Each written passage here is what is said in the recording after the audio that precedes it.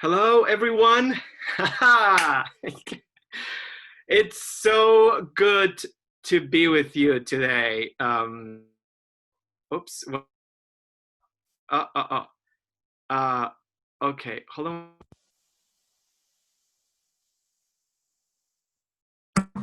Uh-oh, I just lost you. Uh-oh, no. Okay, I hear noises. How's this? Okay, good. Good, good, good. Oh no, wait, I lost you again.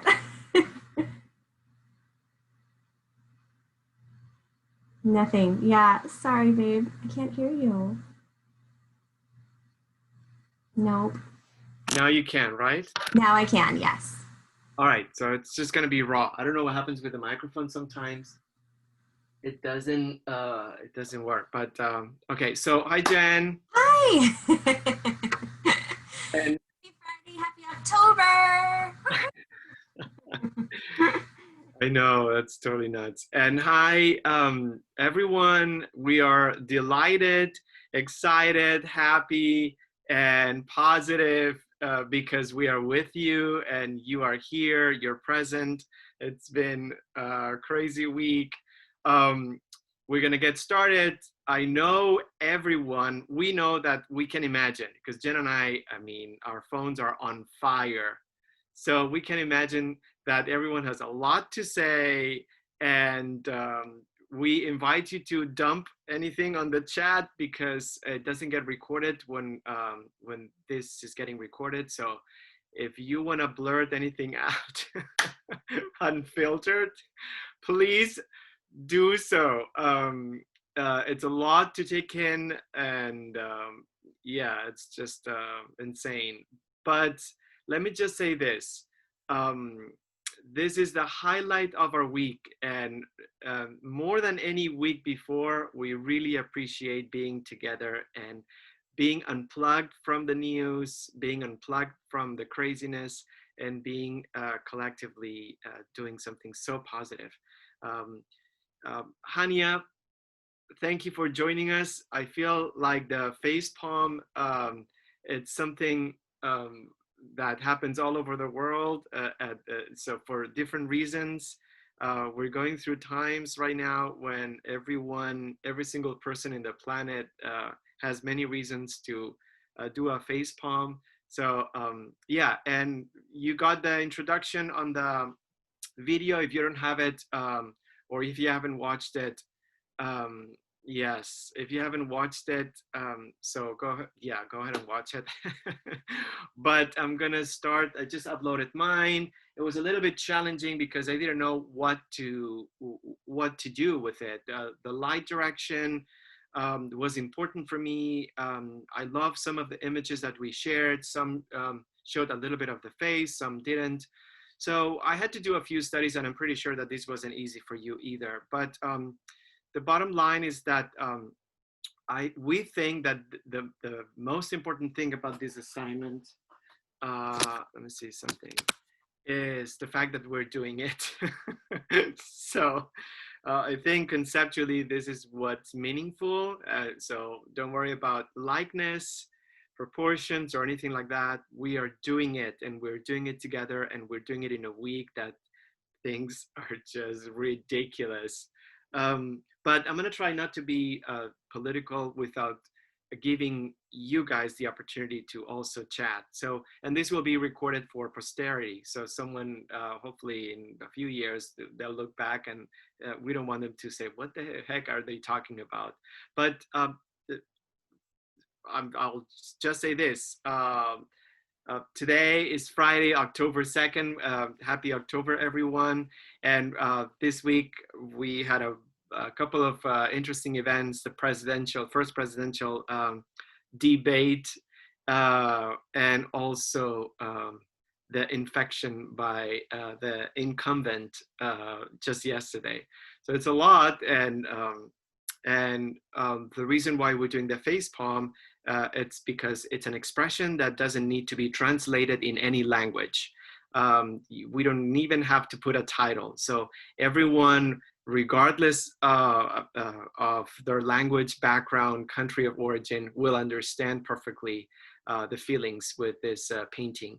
I haven't seen a lot of this, so we're breaking ground. Hopefully someone in 50 years, hopefully earlier, but who knows? And hopefully there's going to be someone in 50 years will be able to see these paintings and recognize that we did something groundbreaking. We're not doing it because of it, but it would be a bonus if someone did. And also, we've done portraits for the past 2 weeks, and we were debating if this was going to be a good idea, because we like to change the subject so it doesn't give us or provide an invitation to compare. Because every time we do something that it's very similar, then we always have the temptation to compare it. So we understand that that's there, but at the same time, we couldn't just dismiss or take this opportunity to do something fun.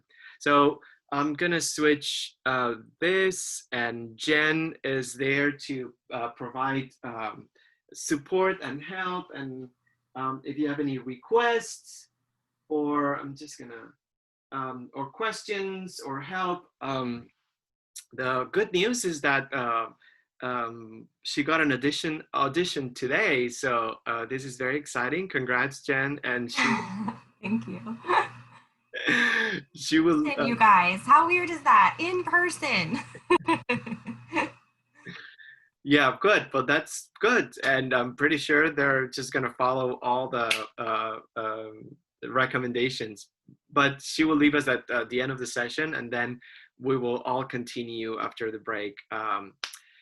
We will miss you, but then my hands will be free, so we will be able to do the feedback, no problem. And then we'll give you some directions before Jen leaves the session. So in regards of like us helping you upload and stuff like that, and also letting us know who is going to be present in order to make the feedback more efficient. So I just printed my image, and this is going to be a painting of a hand with a face behind it. So I just want to point out also the fact that I'm reading some comments. The fact that last week the portraits of Ruth Bader Ginsburg were absolutely incredible, and we were mesmerized. And there was one image that stood out for us, and personally, I would say for me, it was the image that Sarah Jennings used as an example, the one with the glove and the hand in front of her face, a little bit. So it was bold because it's not the typical portrait, and it was challenging because she had to do a hand with a specific texture. And maybe Jen, if you want to upload it from that album to this one, so people that didn't attend last week, they can see it. But when we were exchanging text on Wednesday morning, and we used the FacePalm, I remembered that image, and I thought that could be a good connection between what we're doing right now and then what we did last week. So first things first, always just check your parameters, check how far or close you want to be from the edges. Sometimes what I do, rather than just doing a spot, I just set up my bleed line. I don't know if that's accurate or not, because I want to make sure that I create enough buffer zone between the subject in my painting and the edges. Unless there's something that I intentionally want to do, something that I want to intentionally be out of frame or look intentionally cropped, I want to make sure that nothing stands in the way of contemplating and spending time looking at the portrait. And sometimes doing things too flushed or too off center may be taking away from contemplating what we're doing. So yeah, so these are my flushed lines. And then I'm just gonna do the crop lines that I see, more or less. Uh, and I think this will be my potato shape stage arranging. I'm just doing some lines to find out, oops, sorry, to find out where I'm at. Hold on a second, sorry. Yeah, there you go. So I think that's I think that's good. My format is 12 by 16, and I'm lucky that I have a printer place nearby, and it's very safe. So I can free up my hands and my iPhone, so I can use it as a second camera. So I have a printout, and that helps me a lot. So once I have the parameters, what I'm going to do right now is I'll try to do my potato shape first, which means a very basic silhouette outline of the subject of the painting. So that would be it. I think that's it. I'm using well, obviously charcoal, but soft line, because I know that I'll have to repeat these a few times. So I'm not making dark lines, but the most important part in this stage that we overlook, or it gets overlooked, it's the fact that I need to, or I want to make sure whatever is inside of my format looks intentionally on frame, if that's what I want to. So I need to arrange things considering the relationship between the width and the height. I need to make sure that my arrangement inside is something that features the subject, something that doesn't take away from it, or it looks off, or it looks like I didn't control the arrangement. So that's why I'm doing all these things. This is more important than anything. Actually, this is good. The fact that my photograph is as big as the format, it helps a lot. All right, so I have my first potato shapes. So, and then what? Well, I'm just gonna go for, to find out any structural lines on the face. I feel like before I do the hand, the silhouette, everything will be silhouette based here. I'm not doing any details. I feel I'm gonna go with the structural lines. And for those who are not familiar or would like to get a refreshed explanation, structural lines are lines that break up and fragment the silhouette into smaller areas. We had a really good conversation this past week at Forest Lawn Memorial Park under the gorgeous, majestic California live oak tree, which is giving fruits right now. We learned, and Laura, thanks for being there, but we learned that some people with the webinars, they actually listen to the webinar first and then they paint, because it's, as you know, it's very hard to listen and paint at the same time, and a lot of information doesn't really get absorbed. So it was a great feedback, because it told, for me, it informed us that sometimes, no matter how we explain things, they're just not really transferred, because we're painting. So yeah, anyhow, so I'm doing the structural lines, and then on my case, the next structural line would be just a beard, but if you have the opportunity to see a chin or a neckline, those are the other two: hairline, chin and jaw, and neckline. So in my case, what I see, it's just a beard that I haven't trimmed. I keep telling Kian, you know what, I'm just gonna keep it until life goes back to normal, almost as a way of finding a ritual. But some days I wake up and I'm like, oh, I'm done with this nonsense.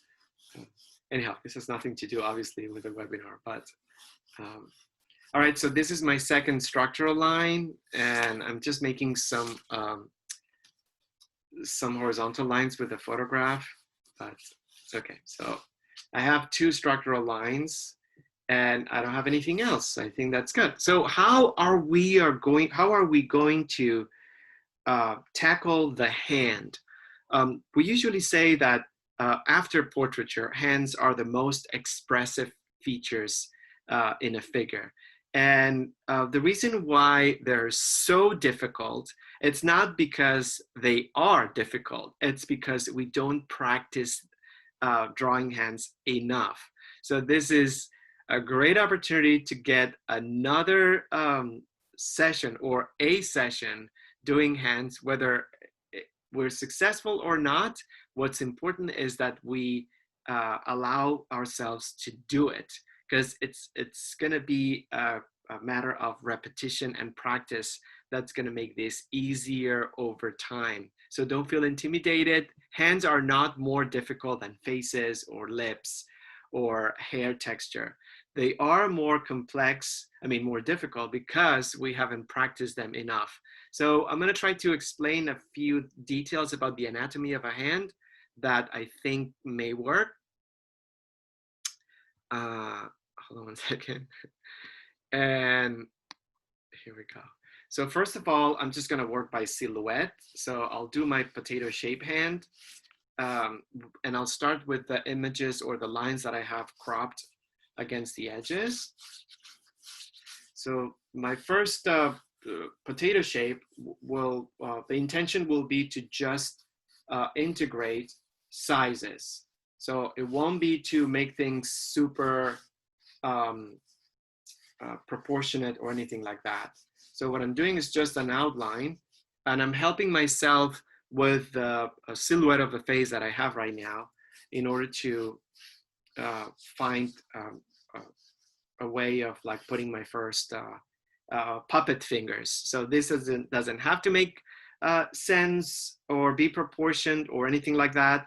I'm just using the framework underneath as a guideline to find out how big, how far, what lines the fingers are touching.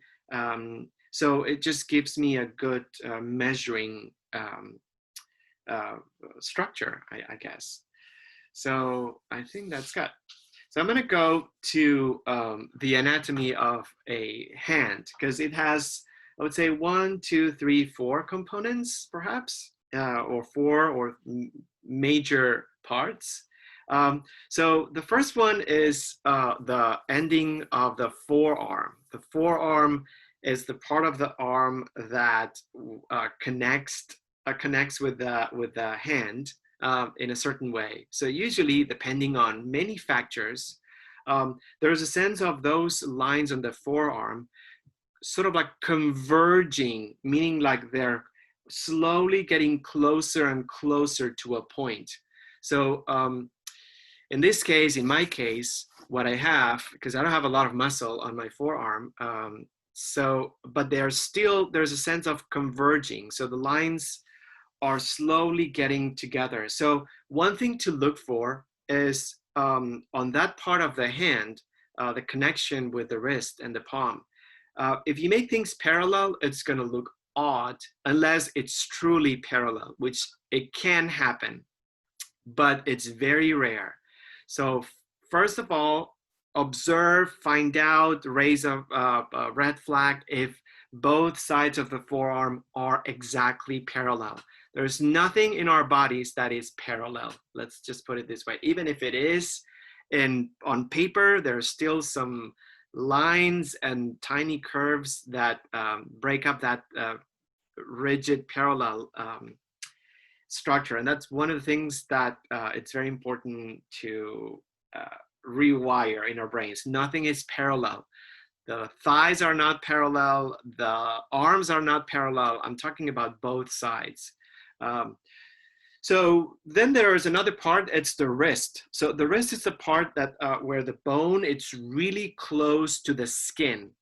Right here on the wrist, the bone of the wrist, it's the closest it can be to the skin. Whether there's more muscle or less muscle or more fatty tissue or less fatty tissue, it's the area where the bone, it's closest to the skin. So that connection is really important. So what I'm doing right now is redoing the forearm, my first potato shape, and then finding out how it connects or where the wrist is. And I can do it also, where the wrist. I need to find out the wrist. Very important, because we overlook this spot or this step, and then we make forearm, wrist, and back of the palm the same thing, and it looks boneless. It doesn't look like there is a structure inside of that part of our bodies. So we have to break it down so it looks there are some bones that will allow articulation of the hand. So the first step is find the wrist of that hand and see how it connects. It connects with the forearm. So this would be the wrist.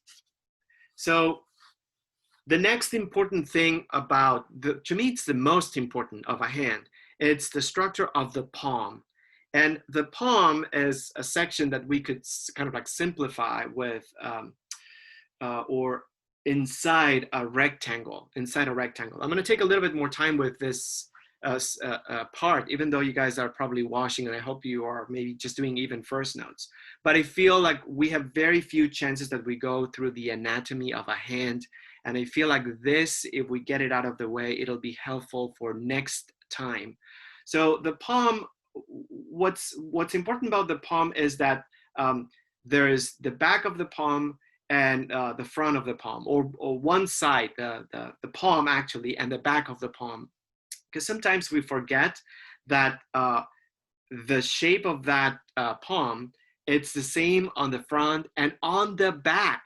And on the back, how many times have we put knuckles where the wrists are? We don't give enough space between knuckles and wrist. And that's the most common habit. I wouldn't call it mistake, habit when we make hands. We don't give enough space between knuckles and wrists.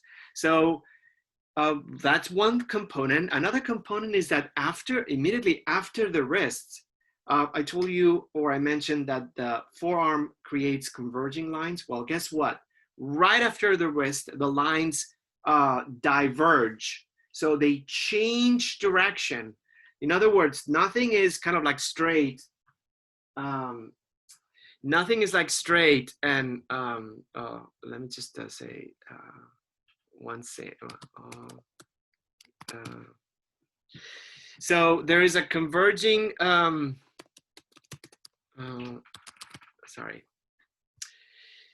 a converging effect. So that's what I'm doing right now. Diverging after that. Let me just do it. Even if it's so slightly, at least here it just allows me to rectify. Because on the left side, it's not as converging than the right side. So another thing that I could do is find the knuckles, and that's relatively easy because, as I mentioned with the wrist, the knuckle area is another area on our hands where the bone is the closest to the skin. It depends on many factors how visible that will be. A baby hand and an adult hand, of course, they have like a different, or they work differently in regards of like the bone showing more or less. So, but the bottom line is that the position, or guessing the position of the knuckles, if we're doing the hand of a baby or a very young person, it's very important to be successful, or as successful as we can. So in that sense, what I'm gonna do is I'm gonna position that line. The knuckles are aligned pretty much in the same place or in the same alignment, even though it's not exact, but we could group them together. So I'm going now slowly. I'm doing the forearm, the wrist, and I have the knuckles. So I can draw right now, I can draw the back of my palm. And that's going to be for all of us because we're going to show the back of our palm, and that's going to be the key of our painting, how we draw or we position the back of our palm.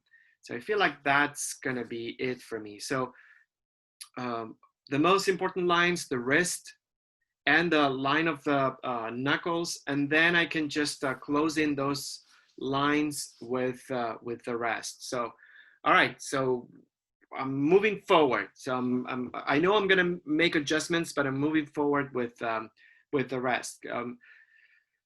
Should I do let's just talk about the four fingers, because we don't do it, but a lot of people that have had the unfortunate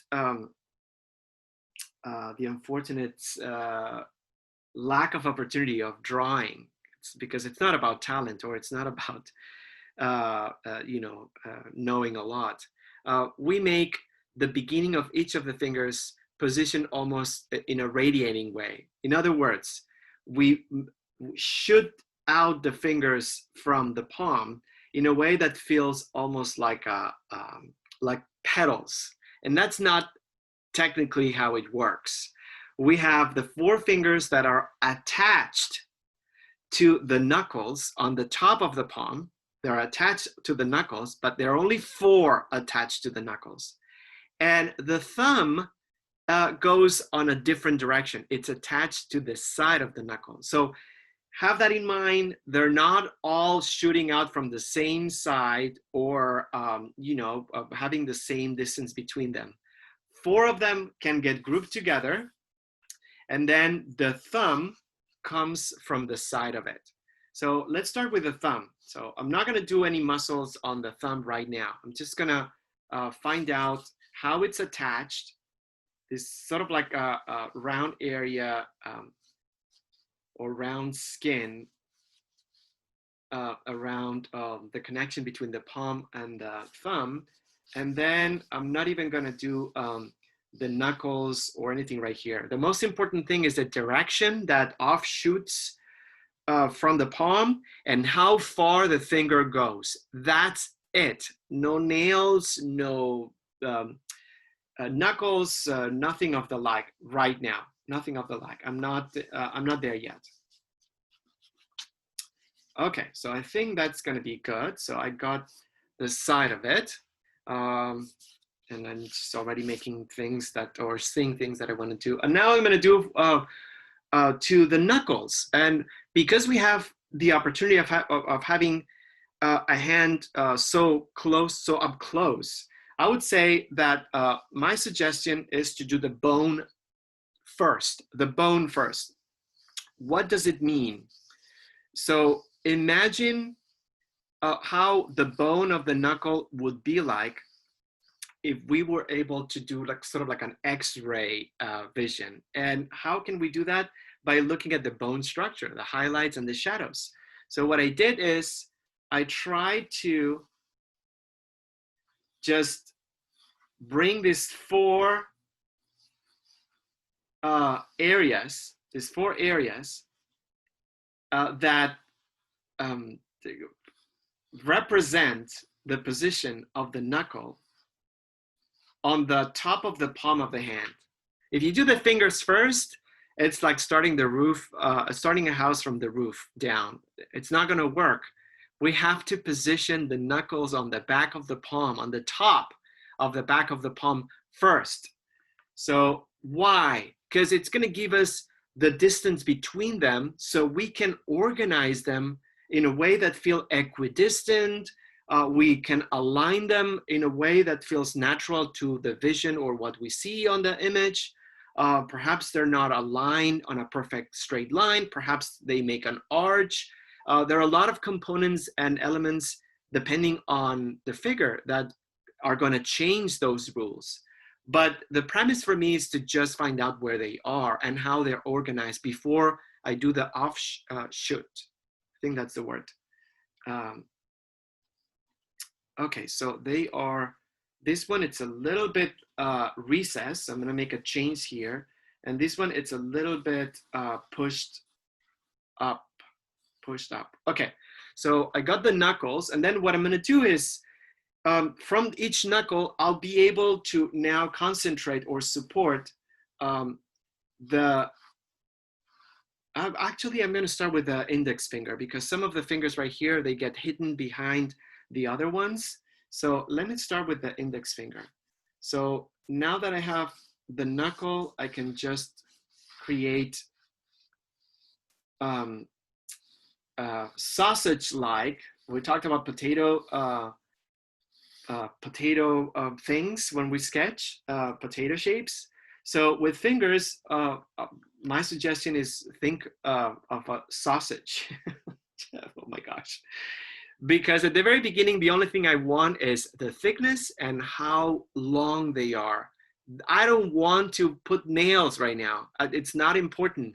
I just want to find out how thick they are in comparison to the palm and how long they stretch out. So this is the first one. And of course, the separation between the fingers doesn't go all the way deep into the palm, just a little bit forward. I'm gonna do the second one, the middle finger. And I already know that this one, I just didn't have it so okay when I did my first potato shapes. So I have an opportunity right now to rectify it. Thanks to the knuckle positioning, I'm able to actually rectify the position. So that would be the second one. As you know, thanks to positioning the knuckles on the top, now I'm able to anchor the line between the fingers because if we don't articulate how they are structured, we're going to make them that like we make the leaves on a tree, all showing forward and not having this sort of like foreshortened. And that's the problem. We make hands by association and not by observation.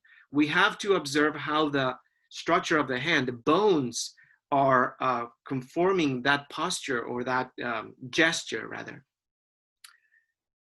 So I'm gonna do the third finger, the heart finger, right? I mean, gosh, I'm embarrassed to not know this 100%. So forgive me if I make a mistake. So this is a little bit thinner and it goes a little bit shorter than the middle finger. So see, this is why this is so crucial. Not every finger has the same thickness and goes out or extends the same length. So I just have to go by what I see, not but by what I think it should look like. And finally, the pinky, it's much shorter and much thinner, and it's hidden behind the heart finger. Okay, and I need to extend it. All right, so I need to move it a little bit lower. Once we have the hand structure, we can go faster because we can simplify this and make it almost very abstract-like, because the hand is really, I mean, it's really gonna support this portrait. And it already does in this at this stage, if you ask me. So, okay, I think I'm okay. So I have some facial features, which are nice to implement right now because I have so many lines that they act as grids that right now it's easy to position the rest. And then the beard line, whatever it's called, and then also the line underneath the lips, and that means that my beard is even longer than this. So, okay. So I think that's my sketch. It's not too bad, 40 minutes, but you know, sometimes we take even 45 and 50 just for the sketch, and this really needed it. So I'm gonna do a quick shading, because I think the shading is the second part or the second major step in building the hand. We paint the hands with the same value, and then we lose the opportunity to create bone structure. So this will be a great, great assignment or subject to practice bone structure with a hand. And so because of the different components, the hand will reflect light differently. It's not gonna have the same value. The light direction on my photograph, it comes from the left, right? The left of the photograph. So that means that I have the knuckles a little bit lighter, I mean the knuckles, the part of the finger is a little bit lighter because the hand, it's wrapping around my face. The back of the palm has less light, especially this area with the thumb. And then on the forearm, I have the right that's a little bit darker and the left that gets a little bit lighter. So understand the different light quality on the back of the hand, because once we have the lines and once we make sort of like a drawing that's going to map out the position of things, we have to literally build the structure and the form of that hand with light. We have to sculpt it. And it's not going to be the skin color that's going to do it. It's going to be the variations of value that will sculpt it. So have that 100% clear, because the matching of the skin has nothing to do with the illusion of the bone structure and the different movements of the hand. One of my favorite, and I talked about it with the drawings that I did for the lodge recently. I would say art movements. There was an art movement, and I forgot. Jen, maybe you can help us. It was mannerism. I think it was in Europe in the, I'm just gonna gamble here, the 16, the 17th century, no, 16th century or even before. Mannerism, I think it was in Italy, and I'm not sure if it was like an art movement per se, or it was a subgenre of within different art movements. Perhaps you can enlighten us, Jen, but I know that it was all about gestures and how much they focused on the expressive qualities of hands and how they exaggerated them. And I think the Spanish painter El Greco was one of the examples of mannerism, and because it wasn't really accurate, it was representational, but not really realistic, the portraits. So, okay, yeah. I'll check it out. El Greco, mannerism. Yeah. All right, so I'm just gonna go by this. I'm having so much fun already, and my mind is already in a different galaxy. So we cannot thank you enough for this, to be here. It's really, really helpful.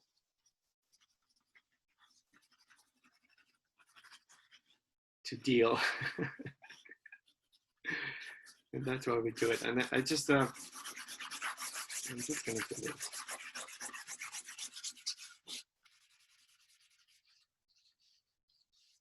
I'm so excited for these paintings, you guys. This will be so important. I'm so excited. Don't worry about the looks of anything. You know, one of the things for me that I always wrestle with, I'm gonna open my, let's kind of like scratch that. As an instructor, I've always wrestled with an instructor that has always taught from a place of perfection. There's always been something that put me off, whether it was a fitness class, a yoga class, whatever kind of class. I always felt like when it's expected that the instructor should know more than anyone, but that's the wrong approach to education. And thank goodness I did the postgraduate in pedagogy after my art school years, which was more interesting than the 5 years before altogether. And because it allowed me to understand not only myself through all the years prior to that, but also how to try to address transferring knowledge in the future. And so for me, after those 2 years that allow me to kind of like scratch the surface about education, I understood that you don't have to be perfect. This idea of the instructor being the master. In fact, sometimes that could be detrimental in regards of helping the receiver of that information to really be autonomous. So every time that I especially going to a yoga class and I see someone making this like splits and stuff, I chuckle and I laugh because that's not what a good teacher is about. My point is that try to enjoy the process. And for me, it's a struggle always to do something and show it because I'm opening for an invitation to compare. And that's not the intention or the goal. Each one of us will create something that's going to be good and valid and will help us to move forward for the next one. So enjoy the process. My point is like enjoy it. Don't worry too much about this being right or wrong, or it doesn't look like what it should look like. It shouldn't look like anything. It should look like exactly to what you have, because the idea is from that point, let's find how to make it better. That's the whole point of this. We will not, we will barely, talking about scratching the surface, we will barely scratch the surface with today. So if anything, take anything that happens, any struggles, any frustration that happens today, take it to the next hand portrait. Do it again if you have the time, because that's when things are going to really happen, not just now. So don't compare with anyone. Yeah. So what's the scoop, Jen? Okay, so I hope this is right. I posted a painting. It says a mannerism known as late Renaissance and is a style in European art that emerged in the later years of the Italian High Renaissance around 1520, spreading by about 1530. Yada yada yada. Who cares? Who cares? Stylistically, mannerism encompasses a variety of approaches influenced by and reacting to the harmonious ideals associated with artists such as Leonardo da Vinci, Raphael, and early Michelangelo. Where high Renaissance art emphasizes proportion, balance, and ideal beauty, mannerism exaggerates such qualities, often resulting in compositions that are asymmetrical and unnaturally elegant. Does that sound right? Does that sound Hi, right? that sounds just Okay. a cup of tea, friend. Perfect. I'll post some more. I posted a painting. I'll post some more, and then the wiki link is on the notes for today. Thanks. That helps a lot Of because, course. yeah, it helps a lot because it's not, let's distinguish between art movement and style. So that's very important. It's not an art movement. It's a style of painting that could be applied to different art movements, I guess. But yeah. All right. So I'm going to do my wash. I'm using the same palette as before. And I'm going to try to do this quickly, but we'll see. So 2 liquids. I'm just going to do this fancy drone-like nonsense. Since I have the arm, or maybe kind of like do it more like this. So RoboCop. 2 whites, titanium. That deserved a laugh out loud. Yeah. Yeah. So 2 whites, titanium and zinc. And just in case I need to blend with zinc and avoid any whiteouts. Gray, because gray is everywhere. It's everywhere. Nothing is saturated, and gray is the best desaturating color. And 2 blacks, coal black and warm black, Payne's gray and Van Dyke brown. We have had great feedback from people that have recently purchased the Van Dyke brown, and we love it. You don't need it. You don't need it. And you don't need the white, the zinc white, and you don't need the gray. But if you've been painting for a while and you like shopping, so we encourage you to shop colors because it feels good. Number one, it doesn't matter if you never use them, but it feels good. And then once you use them, you'll appreciate and they will expand your color toolbox. And then I have the browns right here. So raw umber, burnt sienna, which I always confuse, yellow ochre, and ecru, which is named titanium buff on the label, but we like to call it ecru. And then a light blue and a light pink, because we call them neutral light colors or light neutrals. I need to figure out how grammatically that could work, but yeah, we use them to lighten up colors and to make them either warmer or colder.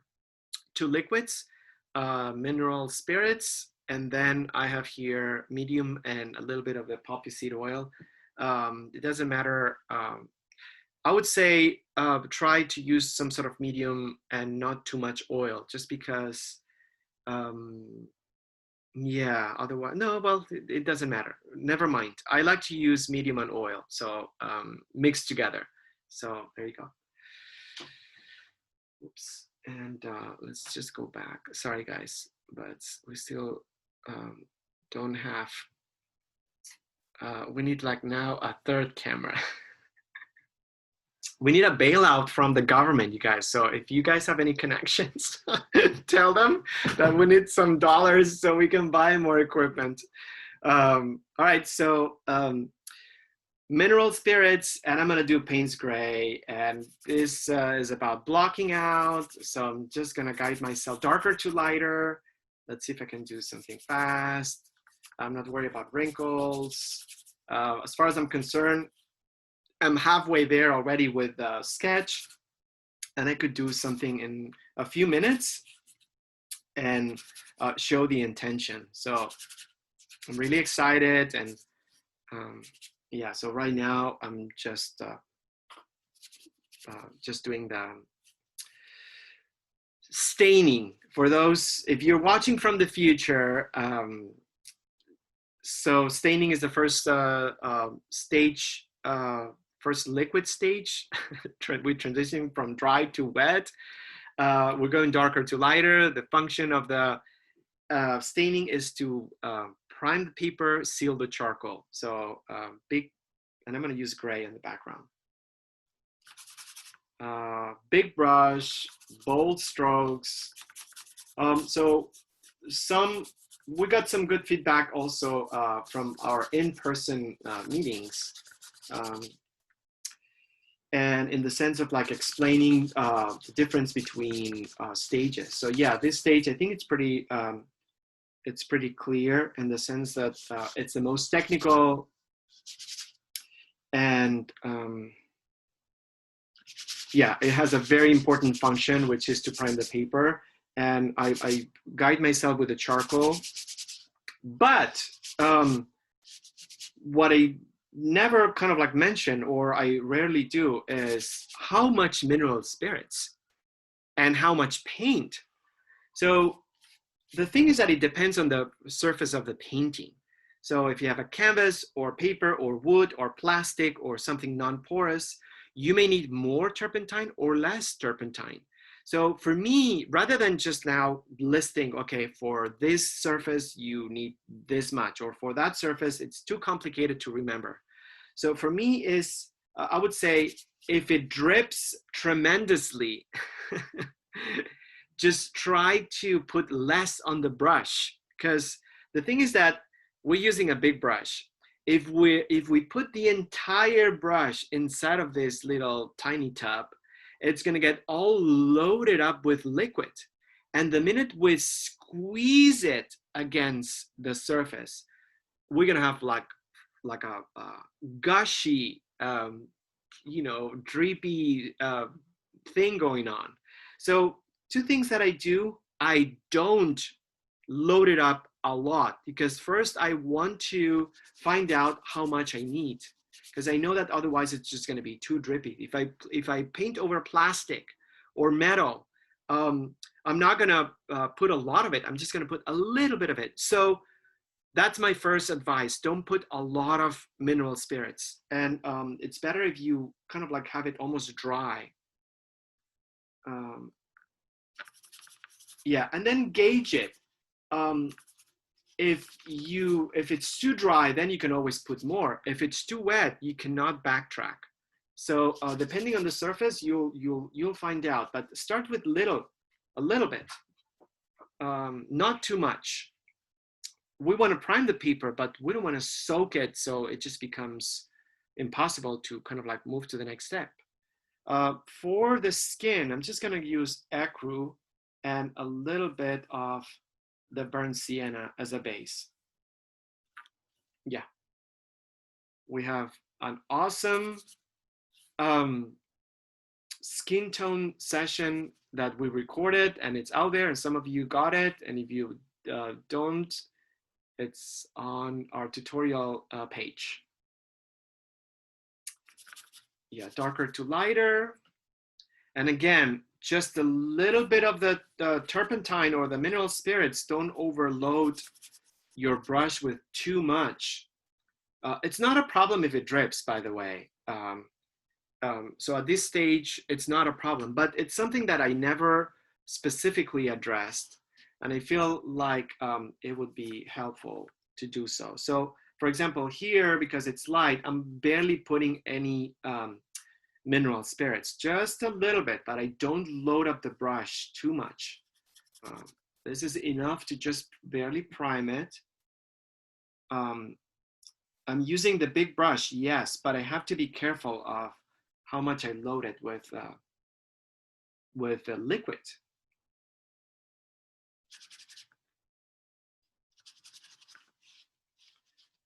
There you go. I think that's okay.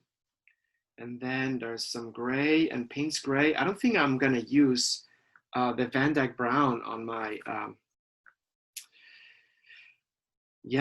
my painting. It doesn't seem like that's gonna be a color that's gonna, maybe on the hair on the back.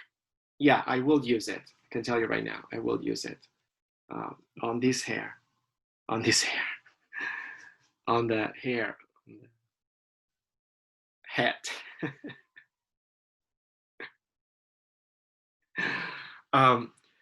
We were, oh my gosh, we were this weekend. We always have fun trying to come up with messages for the T-shirts. We're so proud about it, our message this week. But we love to kind of like browse and go through stuff. And I just came across a message by someone. It's totally semi-inappropriate, but I think hilarious. Someone said, I like my brushes like I like my men, old and hairy. And I loved it. Anyhow, so why did I say that? I don't know.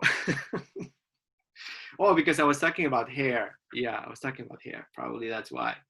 And it just reminded me of that. So. All right, so I think I have that's good. I have a lot to work on already. I can see a lot of things, but I'm happy about this stage, and it's just a few minutes before the first hour, so it's not too bad. Ideally, I like to start working on first notes at this stage, but this was really important. This was really important to kind of like what people love to say, that unpack the hand and just go over and really break it down. And why do we do the things? Explain why we do the things we do with our with hands. All right, so a few more spots, and then I'll be ready for the next steps. All right, good. Yeah. And some gray back here. All right, so I know that things will change a lot. But that's what I got right now. So, and I'm happy. So for the first hour, I'm going to take 1 minute, and but I'll continue perhaps in the next hour. I'm just going to make a little bit of a strategy pre-game or pre-strategy thing. So the main subject here is the back of our hand. And I think that's a subject that needs, or it's going to get more featured or on, at least on my painting. But as you know, I like to work on things that are peripheral to the subject, because I feel like if I take care of those things, I provide enough support. Number one, enough support around the subject. And number two, I make it easier to develop the subject with less detail. So I anticipate that perhaps even the first half an hour, or at least the first 20 minutes, I'm gonna work on peripheral stuff. Maybe the t-shirt, maybe the beard, maybe I'm gonna concentrate on parts on the face, because I think that's possibly more important than the t-shirt, although that's gonna be important as well. But yeah, so I'll just work with things around, and then the last half an hour, I'm gonna concentrate on highs and lows on the hand. The brilliance, the amazing fact about this particular subject, it's the fact that the back of our hand, it's the same color, and we only have to work with values. So in a way, it's pretty much, although not exactly that, but we could argue that it's very monochromatic, one single tone variations of it. So that's going to be really good for us to practice. So that's it. All right, so I'm going to switch my brush from big to medium. Jen, how is the sound? Is it good? Because I'm using the computer, so it's not going to be the same sound quality. Yeah, it's great. Okay, perfect, thanks. Great. So the big medium brush, and I will go darker to lighter. Perhaps I'll do the hair. So first, what are first notes? And I think here I'm just gonna possibly do a combination of first notes and second notes. First notes is the stage that goes right after staining. The staining that consists of applying blocks of paint and with a very thin consistency, but a little bit more opacity than the wash, that help us position the main masses of color masses of the painting. So yeah, it's kind of like a in-between process, or in-between stage between the foundational wash and then the blending later.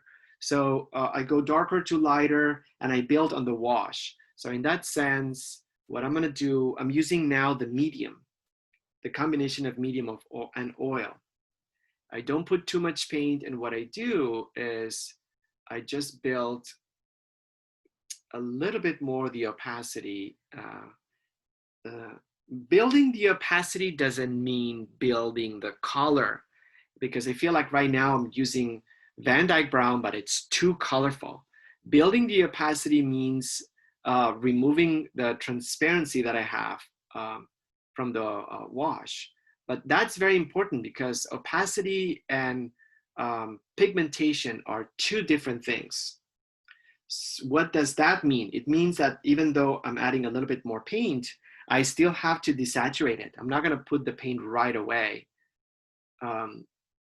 out of the tube. It's just going to be too colorful. So darker to lighter, that's what I'm doing. Darker to lighter, making adjustments. So a little bit of an adjustment here.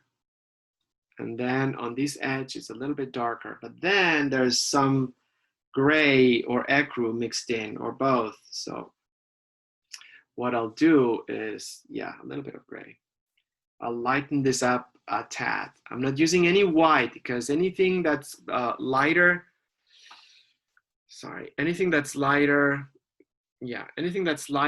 I try to use other paints or other colors rather than white, because I know it's going to be difficult to work with white, with white pigment underneath everything. So ecru is a good substitute. Gray could be a good substitute. So that's what I'm doing. So at the same time, and I think that's what I'm gonna do, or the reason why I said I'm gonna do a combination of first notes and second notes. What I'm gonna do is I'm gonna work on the background. so I can start moving the needle on that edge. Our edges are not going to be, the final position of our edges is not going to be where we have them right now. And I better make peace with that now than later just struggling to move something because I feel like it's not in the place that I thought it was going to be. So let me just say that again. We have to start moving the needle on the edges because the final position is not going to be the one we have right now. It's just going to be different. So that's the reason that I'm just adding some, I'm adding some gray because I want to move that edge a little bit too bubble-like or round. So I'll just I'm bringing some white, I'm bringing some white. All right, yeah, but I'm cutting in because I just want to draw the edge from the outside.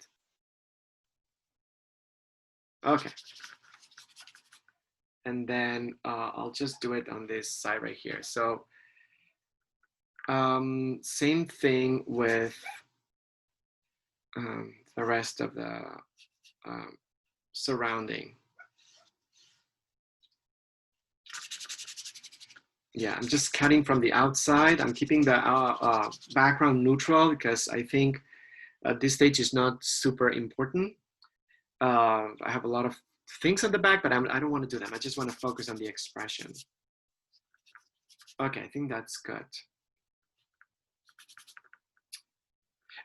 So yeah, in the last tutorial, we talked about how to create colors and sort of like starting with a base and then how to move the needle. And I love that expression because it allows me to apply a premise everywhere and then just learning how to tweak that premise so it applies to the painting that I'm doing. So with painting instruction or painting books or the problem is that they're too specific sometimes. They just give you how to paint a still life, and then you leave that experience poorer than when you came in, because at least when you didn't have a formula, you would sort of like change every time you painted. But when you learn a formula, then you feel like that formula needs to be applied to all the paintings, and then all the paintings look the same, and it's, you know, what you thought was going to be an asset, it turns to be, you know, not an asset, the opposite. I don't know what word I would use. So moving the needle for me is a good concept, for example, to apply on edges. So I may do the sketch first, but I know that that's not going to be final. I will have to move the needle on that edge in the sense that maybe I have to trim it, maybe I have to expand it, but it's something that I have to fine tune, tweak, manipulate over the process of doing it. It's not going to be permanent. And I think that's yeah, I think that for me, that's the best advice. Don't avoid rigid formulas in painting or creating.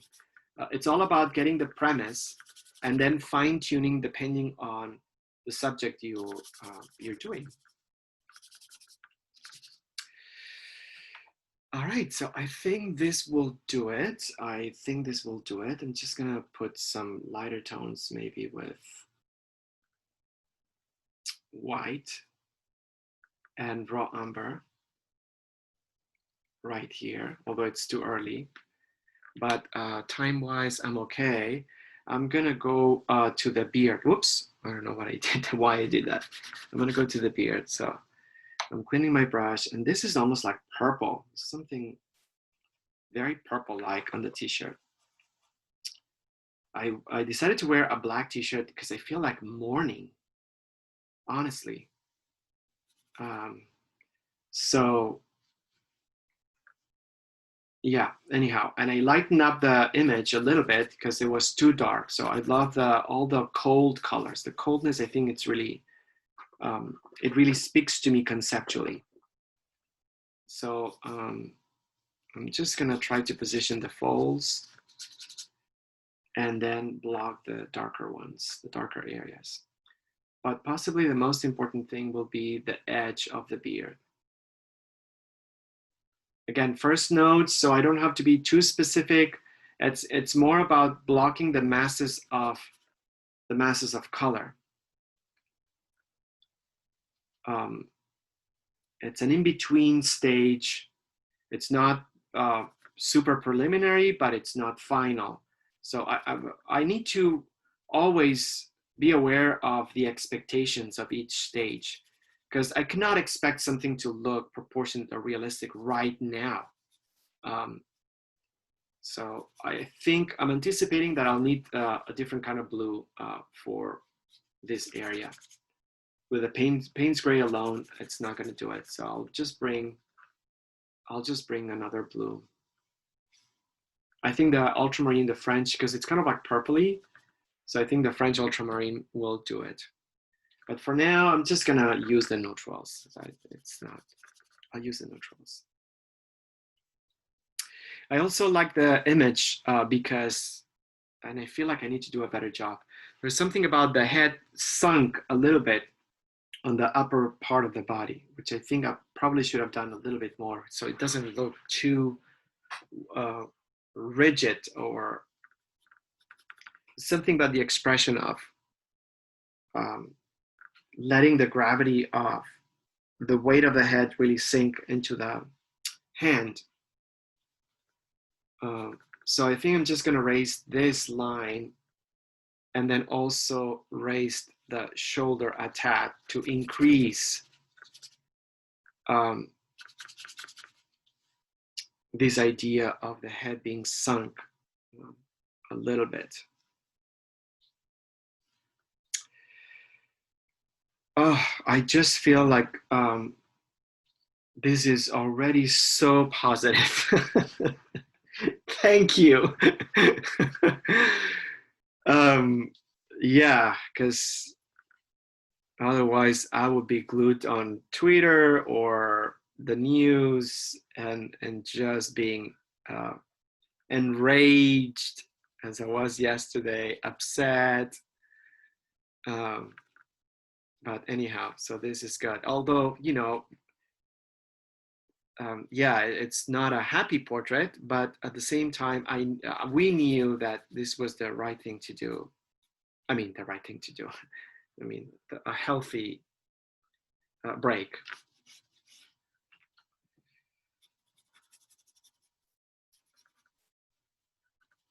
Yeah, and then also what I find beautiful about painting in a way that documents, it's that it's also, it becomes the reason for a conversation later.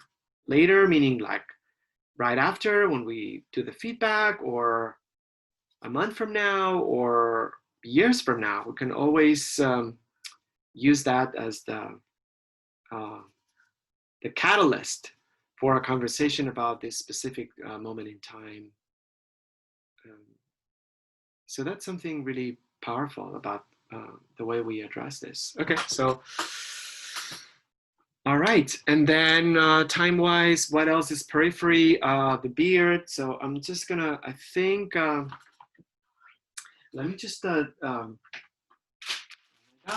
let me just do this amazing, or bring back the hack. Aha! For those of you who were not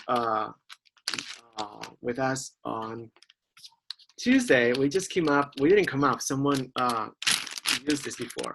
We came up with an idea to test your color if you have a photo without damaging the photo.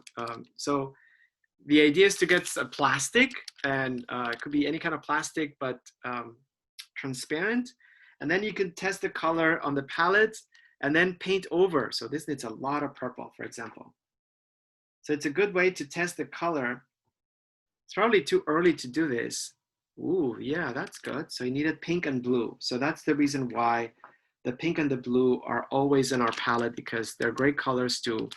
Okay, that's good. And then you can always like remove it, and that's it. So love this painting hack. Use a plastic surround. Plastic would work too, I guess. It doesn't have to be the same size. It could be smaller, but it's a good way to test the colors over the painting. And I wonder if you can probably use it also apply to a screen, I guess.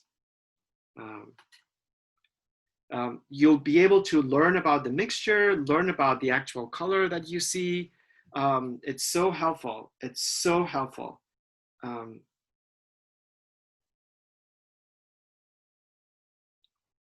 I should have taken the name of the artist that I stole it from, but I didn't. So,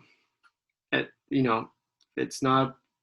We don't deserve the credit, but I'm not gonna give it away either. Someone did it. I think it's brilliant. I forgot yeah. All right, so I'm doing some lights and darks, and it doesn't have to be specific, but okay, so, and then I'll do the skin next. So I feel like with the skin, I'm not gonna do the matching here. I'll just do a little bit of this.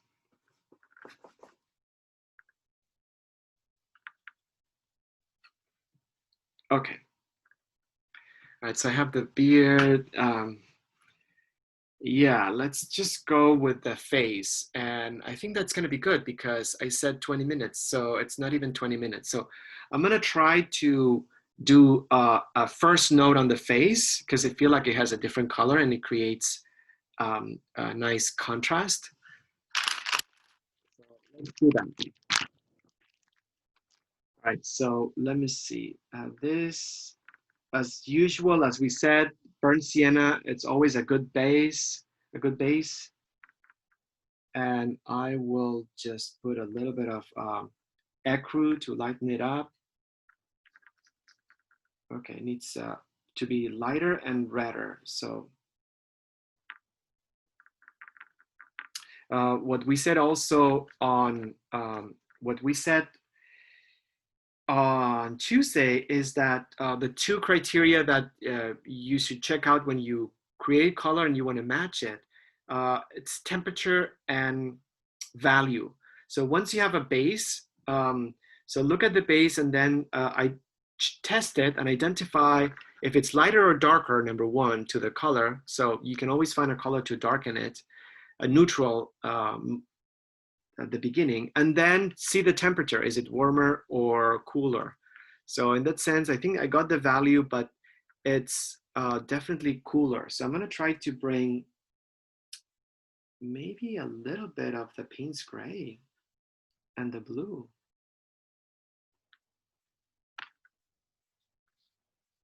No, it's even cooler. So more blue and Payne's gray. Let me see if I can do that. A little warmer now.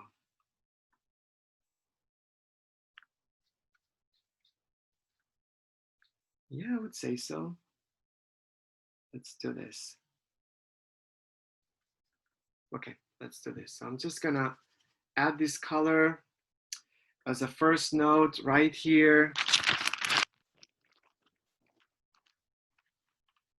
It's a little bit too dark, but that's okay. And then right here, and then right here, and perhaps on the edge right here. And then I'll just do a lighter version. I'll do a lighter version. Okay, good. I think that's a good. I think that's a good version. And a little bit lighter.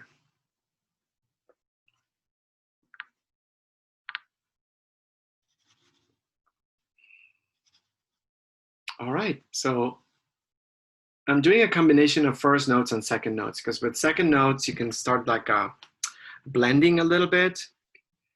And I'm already doing that. So let me just do this and then I'll explain what second notes are, but a little bit lighter here. But yeah, the color very pixelated. I'm not making anything super specific. Raw umber for the eyebrow and the eyelashes, the line. And I need to bring that color a little closer to the temple. Okay, so maybe this could work. Yeah, I think it's not too bad. So I'm not going to go into details right now, but I just applied those first notes, and that puts me exactly at 1220, which was part of my strategy. And the strategy was to work on the peripheral. As I said, you know, starting with the hair, and then I did the t-shirt, and then a little bit of the face. And for me, that worked because it just gave me enough development and to gain a little bit of strength in regards of framing the main subject of this painting, which I believe it's the back of the hand. So I feel I was successful, but you know, sometimes we may be more or less successful. But for me, this could be a good example of how important it is sometimes to work on peripheral areas rather than working on what we think needs to be needs to stand out. So consider that in every painting, it's not just what you want to feature and what you want to stand out in a painting. It's also about the rest. All right, so 12:20. So I have more than half an hour. I'm gonna take a few seconds or a minute in order to find out what would be the strategy here. So I have the hand, I'm gonna work on the hand. Perhaps I'll leave a few minutes to see if I can add some touch-ups on the background and the rest of the image, but I do wanna spend more time on the hands. And the first thing that I need to do is work on the edges of the hand because I have gaps and I wanna make some touch-ups and stuff. So how am I gonna do that? So I think I'm gonna go by stages, the same thing that I did when I sketch: forearm, wrist, back of the palm, and fingers. How about that? Because immediately and I bet you anything that I'm not a magician, but I bet you anything that that's on your mind. You immediately go to the fingers. I need to work on the fingers. I need to put bones in the fingers because they look like sausages. I invite you to consider the rest and leave the fingers to the end. And that's what I'm gonna do. I'm gonna do the forearm, the wrist, the back of the palm, knuckles, thumb, and then the fingers. So those are like 4 or 5 parts. So I just have to break it down. So forearm. Let's bring our paint hat. Sorry that this causes reflection, but I'll remove it because it's great to just test the color, because that's going to give us a good, all right, let's start with ecru and some raw umber. And let's give it a try. All right, needs to be lighter, so more ecru perhaps. I'm avoiding white, but I may have to add it. That's pretty good. Maybe I'll add a little bit of white here. Actually, that's pretty good. Maybe a tad of the reddish notes, a little bit, so I can move that needle to warmer temperature. I think that's good. I think that's good. So this is a good example of how important to test your colors is. I would have never come up with that skin color if I would have done it looking at the photo and then just doing it on the palette, because it looks too ashy, too yellow, and it just doesn't look good. But allowing me to test the color in this way just helped me realize that, you know, that skin is not that color. All right, so here we go. So I just have to bring that edge, because what I said I'm gonna do is, or what I'm interested in, is to work on the edge that's a little bit darker. And I said, I'm gonna do the forearm, right? I said, I'm gonna do the forearm, so I'm gonna stick with that premise and perhaps even bring lighter color. I'm not gonna use the plastic right now because I'm just gonna go a little bit freehand here. A point about matching colors. Is that the ultimate thing? No, it's not. Does it mean that we shouldn't do it and learn how to do it? No, it doesn't. My advice, my counsel would be try to learn pick up the habit of matching colors first and then go on your own if you want to. But the fact that, we don't need to learn it doesn't mean like we should. So let's put it that way. This doesn't go, it doesn't apply to anyone. Laura, I love your portrait. I thought it was so good. So yeah, the Ruth Bader Ginsburg portrait I'm talking about. So this is not a suggestion of anything, but at the same time, just consider practicing that once in a while. Practicing what? Practicing kind of like making colors that are closer. You can always do your thing later, but I think it does make sense to kind of like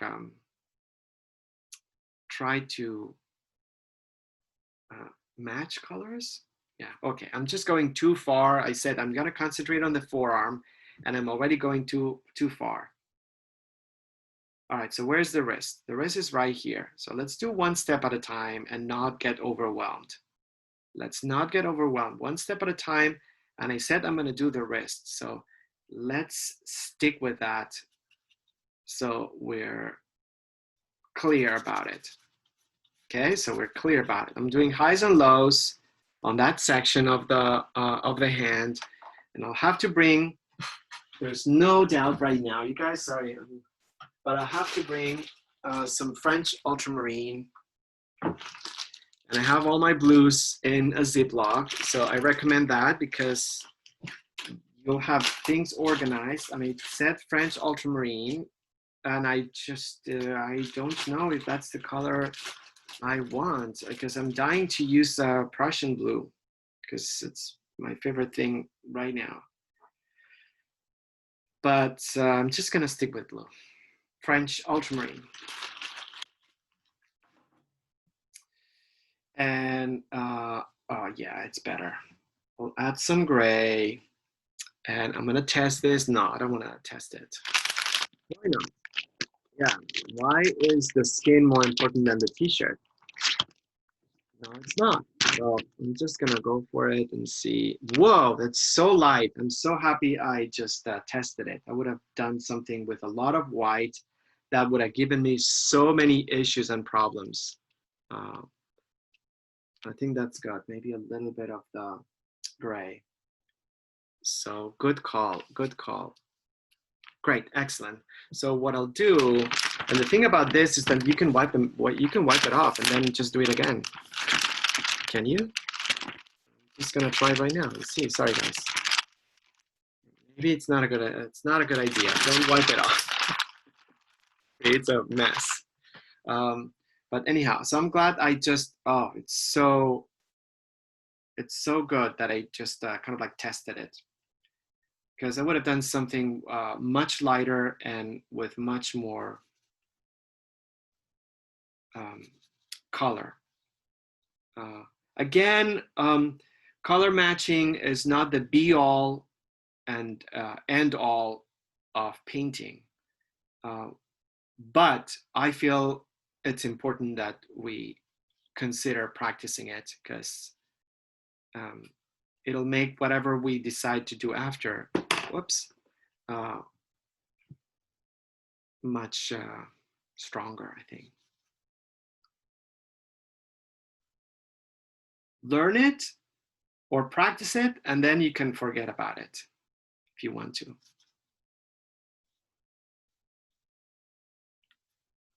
whoops. I just did that thing right here and I just need to, it's okay. And then I'll just frame the bottom part. Actually, I'm so happy about this darker blue. I'm so happy. So, so happy. So, so happy.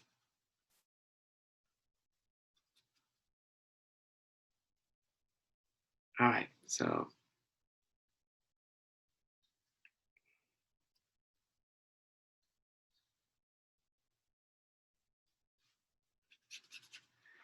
All right, so that frames the forearm a little bit.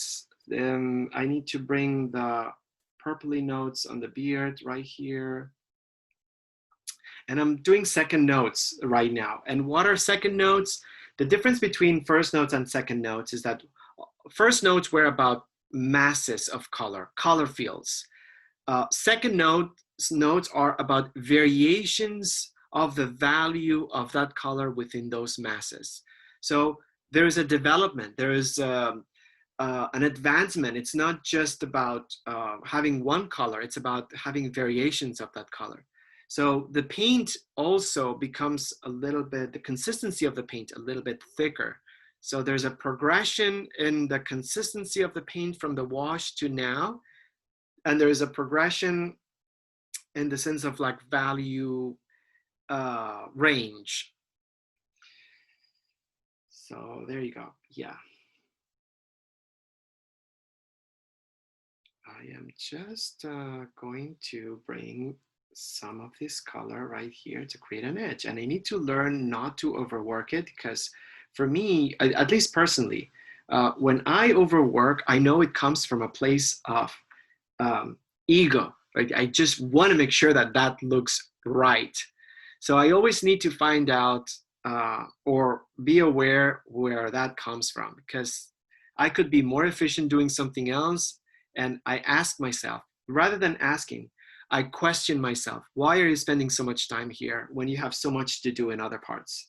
And sometimes I gotta be honest, and that only obviously applies to me, okay? It applies to me. I gotta be honest with myself and understand that it comes from a place of ego. It's like bringing back that concept of the yoga teacher doing like flips, not flips, like splits. Why do you have to do splits in front of a group? What are you trying to say with that? Um, with the splits and the bends and the touching whatever. Number one, that is not yoga. Oh, I'm just going on a tangent right now. All right, the wrist. So I don't remember what I did um, right here. Yeah, I think it was something like this on the skin. And some oil, some of the oil medium mix.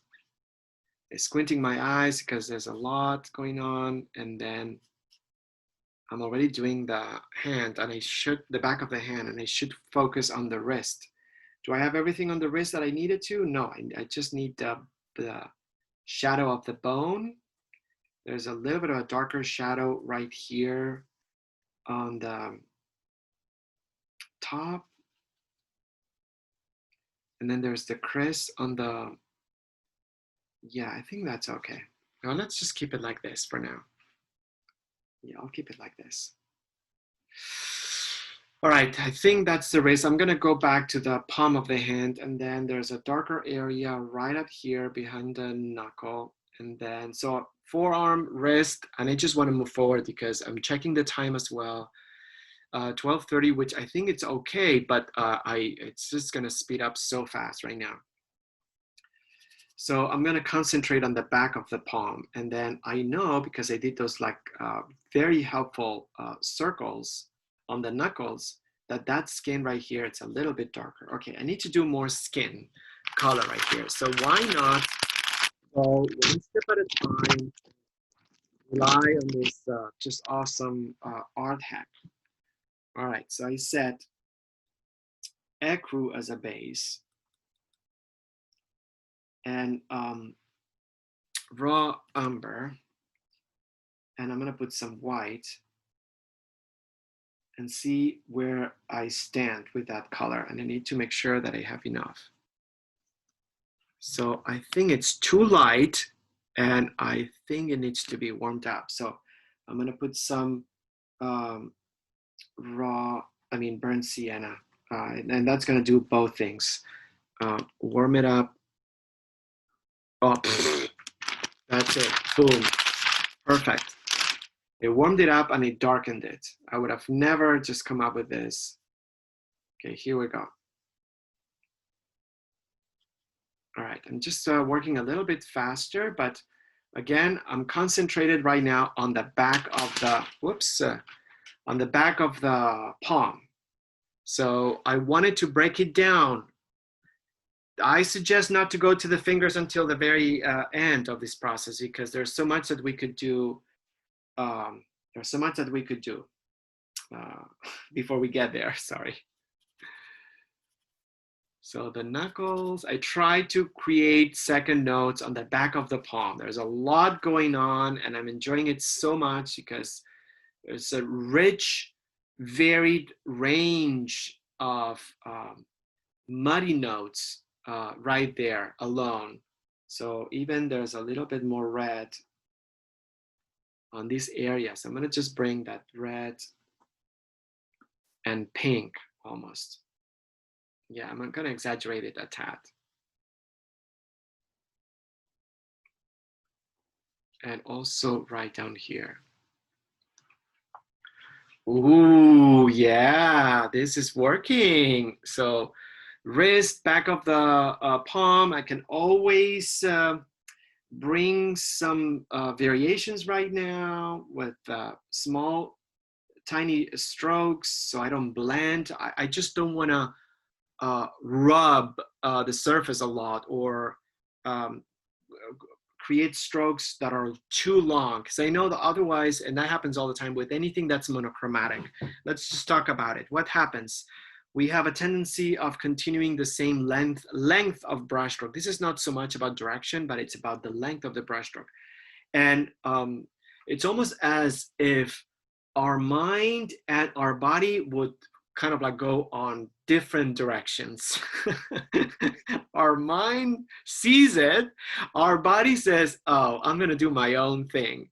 So I think the beauty of painting is an opportunity to bring mind and body together. How about that, yoga? So, and let me try to explain how. We observe it. Let's make our hand do what we observe, because we see something and then our hand stirs the pot. We start like blending and doing some stuff that has nothing to do with what we observed. So short strokes, that's the bottom line before we went in, before I went into this round explanation. Short strokes, that's it. I'm just removing the charcoal that I had right here. All right, so what else? I see some lighter areas. So I'm just gonna, right now, it just gets so delicious almost to go over. But I'll keep it like this. I think I have it in a good spot. So I'm just gonna go to the thumb. Okay, that's how I did it before with the sketch. I'm gonna follow the same structure. So the thumb is much lighter. So I'm just gonna take some white and then add it to that mix and some oil because it's getting too sticky, but not too much oil so it drips. So I have the dripping. It's not a symptom of anything. It doesn't mean like we're good or bad or anything like that. But it just gives me an opportunity to, and this is a little bit redder, to gauge and adjust. And right now, possibly what I'll do is I'll just work on the bone of the finger. All right, let me try to explain before I just continue. So obviously, fingers have bones inside. They don't look they don't look like sausages. And how do we know that? Because the bone inside of the finger, the bone it doesn't have just the same, I would say, it doesn't have the same thickness. So there is a little bit of a bone, and then there's the knuckle inside, and then there's a little bit of a bone, and then there's another thicker bone. So we know that there are bones inside, not just because we can flex the fingers, but because there are some areas where the bone really gets closer to the skin, and then there's more flesh. There, the bone is thinner. So that creates highs and lows. It creates protruding points. So I didn't do any of those before, but since I'm doing the first finger, now I'm paying a little bit more attention to those.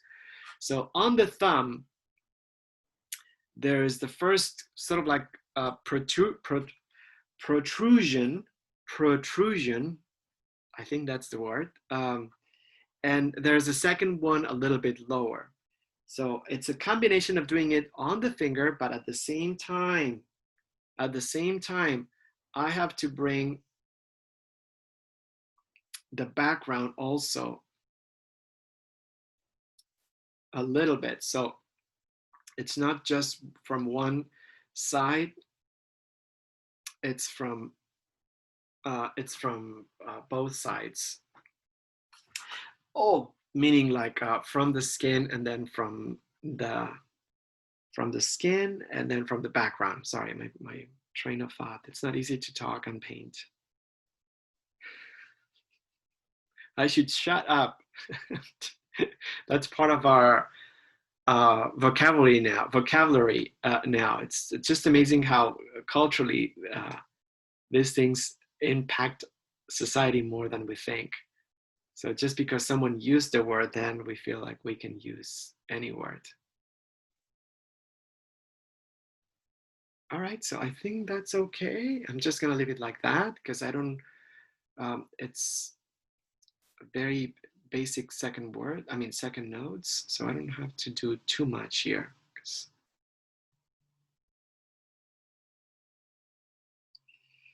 I'm trying to build, again, sculpt. I think that would be the word, sculpt the hand using light and dark. And also taking care of the fingers in the sense that I want them to show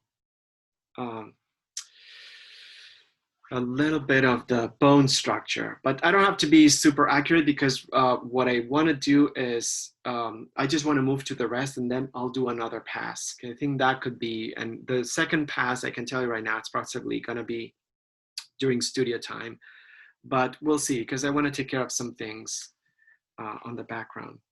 All right, so I'm just going to go to the knuckles, the next area. And I feel with the knuckles, I don't think I'm going to do the matching. Let me see. I know it's very light. I have an idea of what this color looks like. Okay, I think that's good. And this is a little bit lighter here. So let me just do the dark areas. Remembering where the nodes were. And then just bringing some light.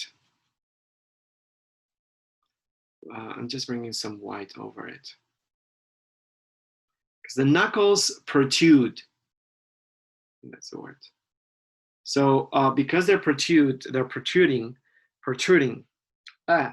So they create highs and lows. So I need to paint the illusion of that little tiny dome on each knuckle. It's depending on the light, it's not going to be just the same color. It's going to be a highlight and a crescent shape in a different part. So I'm just, I did the crescent shape because it was darker, and I'm trying to create a little bit of a highlight. So I think that sort of like works for now. I think that works for now. I know that it's a lot more needs to be done, but yeah.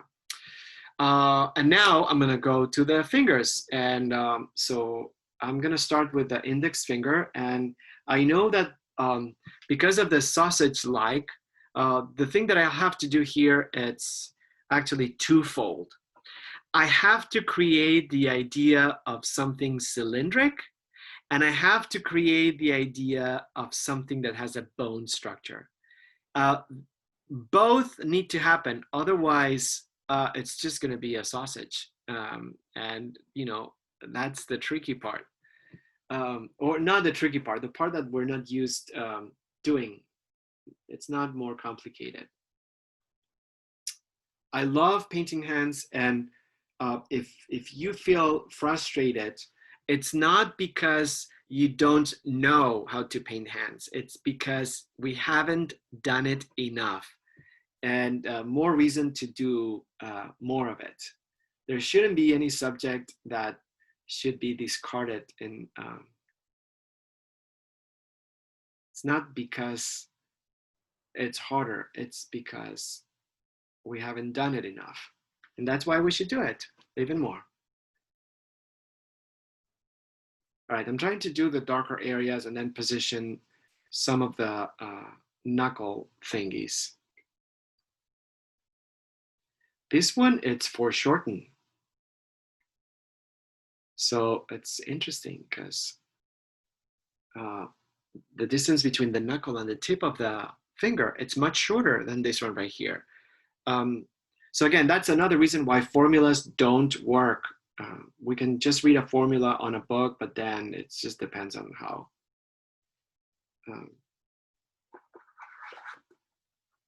it gets applied. So what I'm doing right now, what am I doing? I'm just adding the darker areas. I'm adding the darker areas on the fingers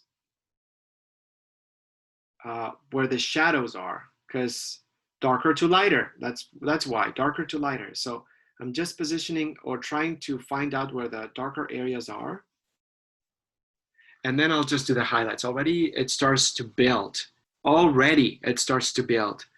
And I just did basically, or essentially, I only did pixelated regions where I think the darks are going to be. Remember, I mean, this is just about our own translation, and there's already a photo. We don't have to be photographic. In fact, it would be a waste of time. That's not what painting is about. So we're doing our own translation, and it's going to be simplified, and it's going to be our own, and it's going to be better than the photograph. So just always have that in mind, because the photographic, when we do something realistic, the photographic aspect will always be there to haunt us. It will always be there to kind of like say, okay, well, you know what? I'm not realistic enough. You failed. And that's not, I'm not gonna let that haunt me. So ultimately, it's what I do with it.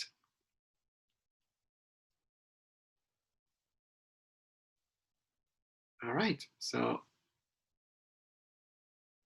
and how do I do the bone structure on the finger? So most likely I have to go and work on both sides, because if I work only from the inside, I may be able to expand certain areas, but on other ones, I need to carve in. I need to go in and carve it. So I can only do that if I work from the outside.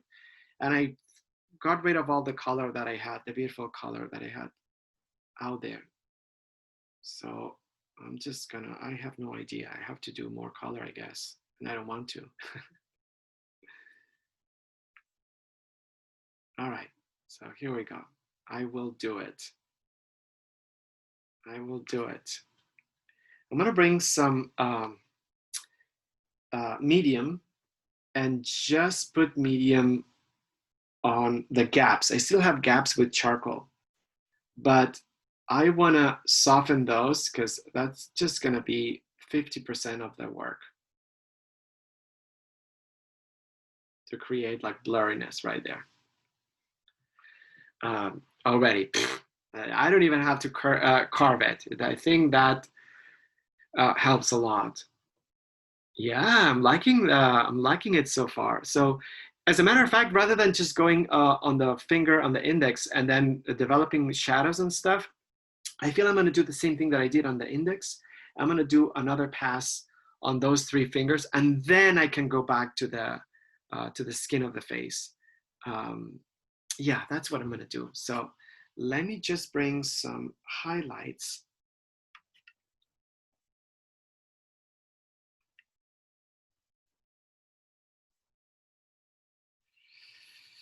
And then squinting my eyes.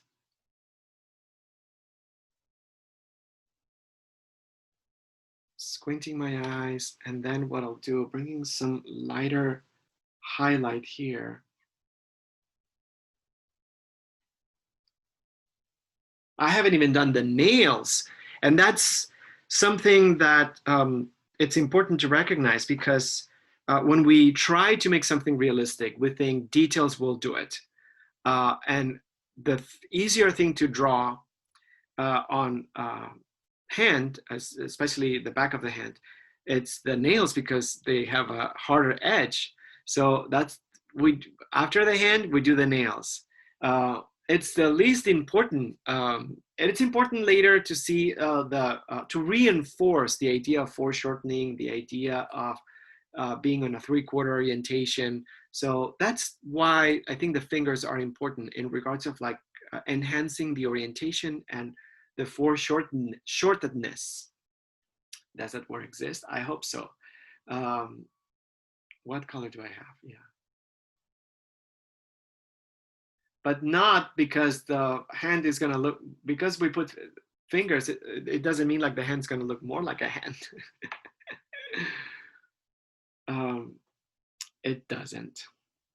I'm just gonna bring some of this, and I'll probably should use a small brush, because I'm using one that it's too big. But you know, it's not a bad idea.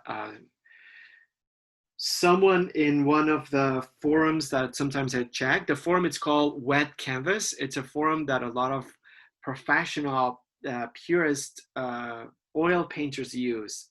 Wet Canvas. It's like old school. So you get a lot of these crazy people that go paint. What am I talking about? We are part of them, but we are them. But you know, it's a different experience. Anyhow, so I read someone saying,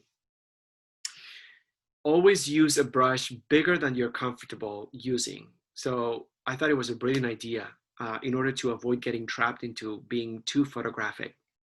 If you feel like you need a microscopic brush to do the hair on the edge of the forearm that creates fuzziness, use one bigger.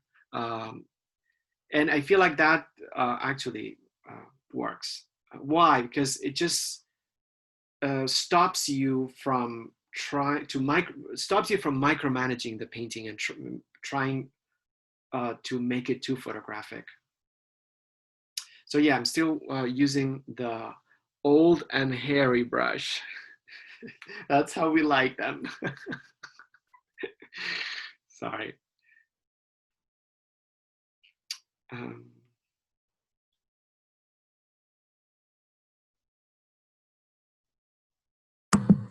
Julio, did you say something to me? My internet just went out for a tiny bit.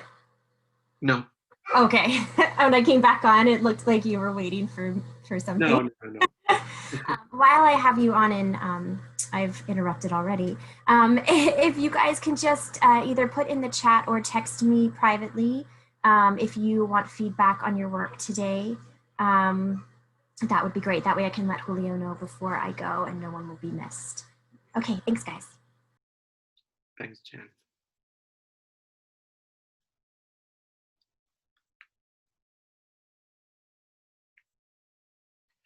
Yeah, I'm just gonna bring a little bit of this lighter note down. Whoa, that's a lot of white out right there. Do I want to keep it? No, you can see that that stands out too much. It just doesn't, it doesn't make sense. So I need to soften it, and I'm gonna wipe it off. This is a good example on why having some zinc white here could be a good idea, because the zinc white will give you a slight lighter tone without taking over or creating a mark. It's very transparent. It's not gonna create a mark, but it will lift the color a little bit more, a little bit more. So there you go. And then I'll probably, there's something about the hair that I need to tweak. So I have just a few minutes. So I think I'm happy with the work I did with the hand. I would love to work more on it. Obviously, I just feel like now I'm starting to really enjoy it. But as I said, I need to just take care of the background. And I gave myself 5 minutes. And I want to show you guys how important it is to plan out, have a draft of a strategy that takes into effect the time that you have left painting, because it'll help you to be efficient and also develop things faster, be smart about it. So always stop and try to come up with a strategy. And each painting has a different strategy. So I think that's a good example of what I meant by having a strategy. And I hope I was able to give a good example with the strategies of so I'm just with this painting. There's one part here that it doesn't make sense, for example. It doesn't make sense. So I'm gonna bring some skin note underneath, and then maybe bring some white zinc and create a crown, the crown or the crescent shape of the nail over it. I think that should be enough. Good. Doesn't have to be literal. Again, the crown of the nail on this part right here. I think that makes it a little bit clearer. The finger needs to be a little bit thicker. So this is the time when I really enjoy molding, molding things a tad further. And I'm challenging myself. I'm just using a bigger, a brush that's slightly, that was probably a little bit too thick. So a little bit too thick. Maybe what I need to do, instead of like thinning that finger, it's to just making the pinky a little bit fatter. And I haven't even done the rings or anything, but I will do it. I'll bring some medium. And again, some of the areas that are still charcoal-like, I delicately go over them and smudge them a little bit with medium. It's a way of like it's a trick, it's a gimmick really, but it just allows me to get rid of that gap without having to commit to something. I can always go over and define that edge later, but there's something weird about this distinction that the skin needs to be darker. I realize of it right now. So that's something, and I also want to work on the upper lid. That's something that stands out too much. It's too light. So let's take care of this part, because that's the one that stands out too much. I need to bring more of a distinction between what's underneath and the skin of the hand.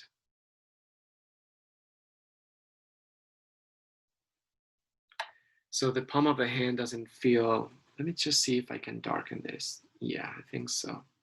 Even if it's more purpley. I should probably use the hack, the new painting hack, to find out the color. Yeah, that kind of like helps a tad.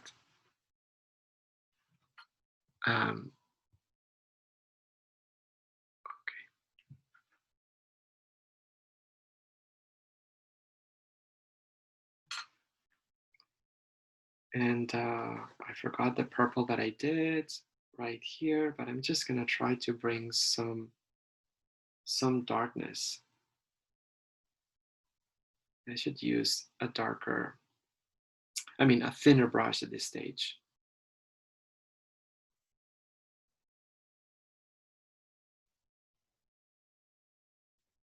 All right, I love that darker blue. So I'm just gonna bring some, oh yeah.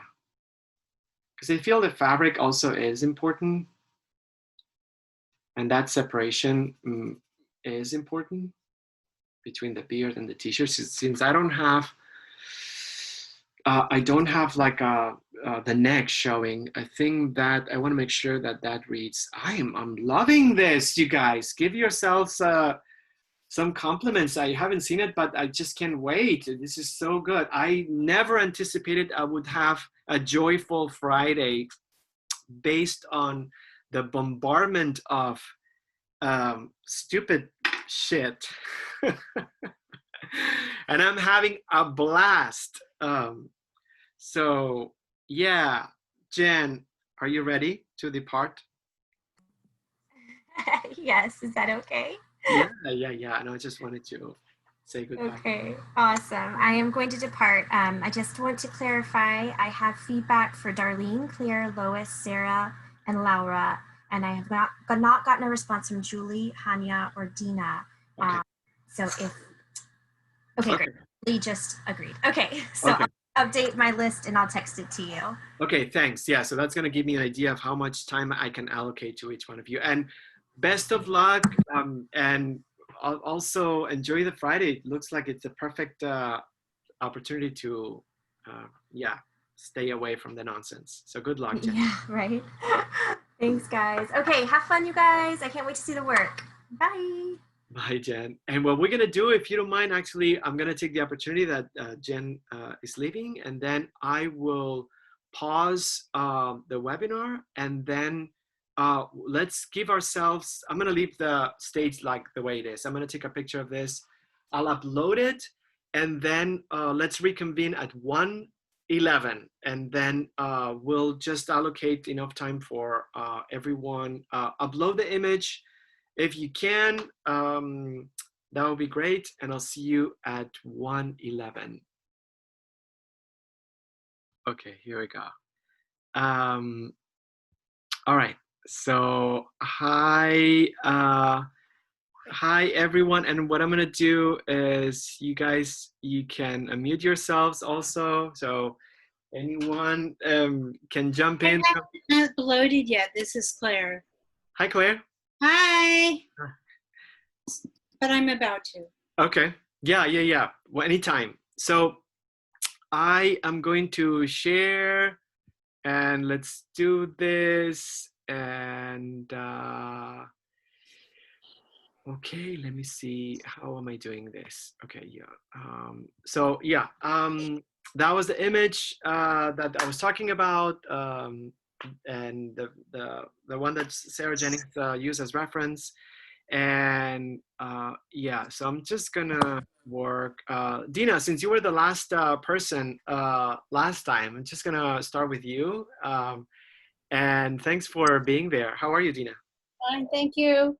I'm doing okay. Like you said, it is a crazy week, and there's karma out there. So Yep. we will see. I'm pretty sure. Yep. I know. It's just, I know people have a lot of emotions bottled up because I was so angry yesterday. I just wanted to say so many things to a wall. Yeah, I know. You know, we there's a lot of things out of our control, Right. and everybody has a right to support who they and believe who they want. Yeah. But you know, science is science. Math Right. and science is through the ages, doesn't change. Two plus two will always be four. So, you know, they can tell people whatever they want to tell them. But let's see how they feel now. You know, I was just thinking I was just thinking that we have to go by our gut feeling, and if we're gonna do, you know, keep ourselves safe and continue doing the painting like this, keeping our spirits up, and listen to the experts and your own doctor, and just my analogy is like we're all on a scary roller coaster, and we don't have the option to get off of it. You Yeah. know, or we're like on a Ferris wheel, and you Yeah. know how you get to the top and you get really scared, but you know you're going to come down. The wheel's going to come down, No, we're not. and it seems like we're still at the top, dangling at the top, Yeah. and we don't have that option. So we all together, coping together, and what will be will be. Yeah. But thank you for still hosting these. It is Yeah, it's a getaway for us. Yeah. Yeah, no, I was surprised because, you know, sometimes I don't know, but you guys are incredible, and I am so appreciative that we got such great response. The paintings are extraordinary. I love this. I love your posture. And by the way, let me just say this: we are friends. I know it's hard to share our images of our own faces like that. So I want to make sure, number one, that I give credit for everyone exposing or sharing their vulnerable image. But you guys, we are safe. We're among friends. No one's going to judge our images. So thank you. And I'm just going to focus on the painting. And if I go back to the photograph, it'll be just to pick up some notes that that may be helpful. So in that sense, I love the hand right here. I love the composition. I know that there's still a lot to be done, but I also love the fact that you created a lighter background. I love the hair. The hair really stands out, and I like the contrast between the lightness of everything and the hair. So I think it's incredible. The neck, I know that you're going to work on it. So here's the challenge. You have the light coming from behind you. Yeah. So strong that what it does, it creates the same shadow on the face and on the neck.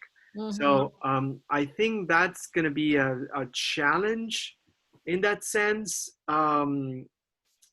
Yeah, I would leave it the way it is. But the thing is that the bones are going to be a little bit harder, the color bones to do, just because the light floods from behind. So there's a high contrast between the forearm and the skin. So I think that's what I would explore. Yeah. Yeah. And in regards of the face, I love that the eyes looking. I would darken that a little bit more. Okay. And I know that the face, it's sort of like tilting down. Yeah, it's kind of tilted. And this one, I wasn't able to capture that exactly, but you know, we'll kind of, I'll work on it and see what I can do. Yeah. Right. Well, you know, it's very strong, and the happiest I am right now. And I think with us, among us, I could be a little bit, and I will be a little bit more frank without, I mean, and trying to be constructive at the same time. Your strongest points right here, the hand for sure, and the hair. So that's, they look amazing.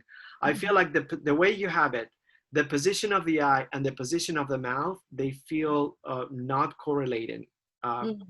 So I don't know if it's because, you know, the chin is closer to the mouth, and then it makes the mouth look like it's dropping down, or maybe the eye is too high compared to the fact that the head's tilting down. Because the way you have it right now, it looks like the face is upright, not going down. Yeah. And I think because I got the hand like that, I think it's probably easier. I'll raise the mouth up.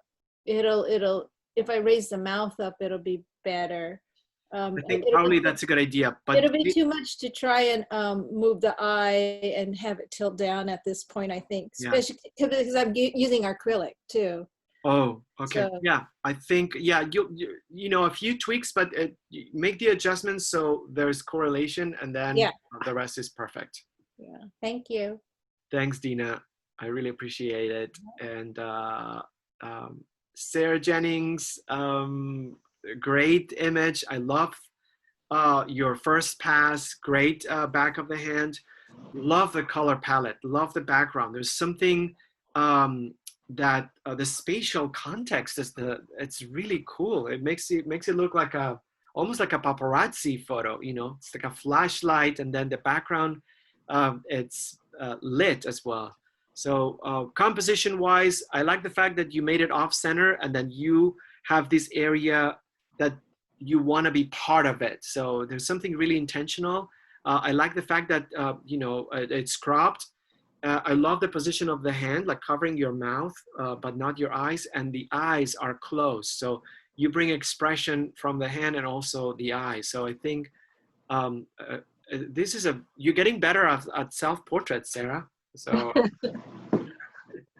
Oh, thank you. You know, the challenge for me is, I don't know if it's obvious in this, but as we age, of course, we have a tendency to have arthritis set in, and I have a tiny bit in my fingers. You can see that by the bulge of some of the knuckles, and especially the pinky is turning in a little bit, and it's really challenging to try to show this, because I wanted to show not only that, because the fingers are not straight, but also there's age, and there's an expression with the age that the hand shows much more than the face.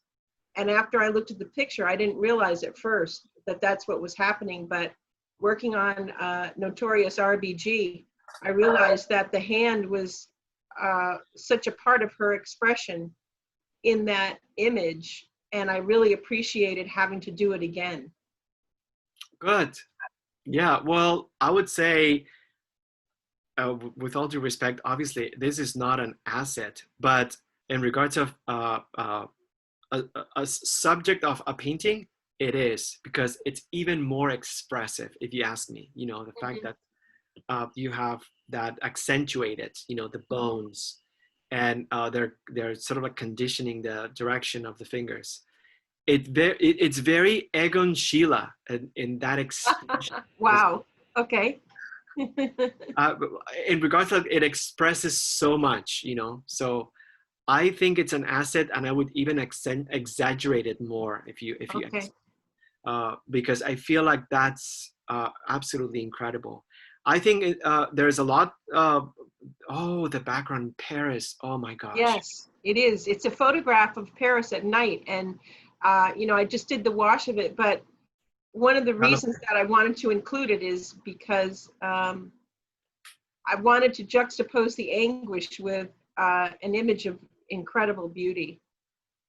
I would develop the background, and since you have a little bit more that sort of like cityscape, I think it's just going to bring a very puzzling narrative, but also an invitation to try to make sense of it and create different outcomes of that narrative. So it's also an asset on this painting, if you ask me.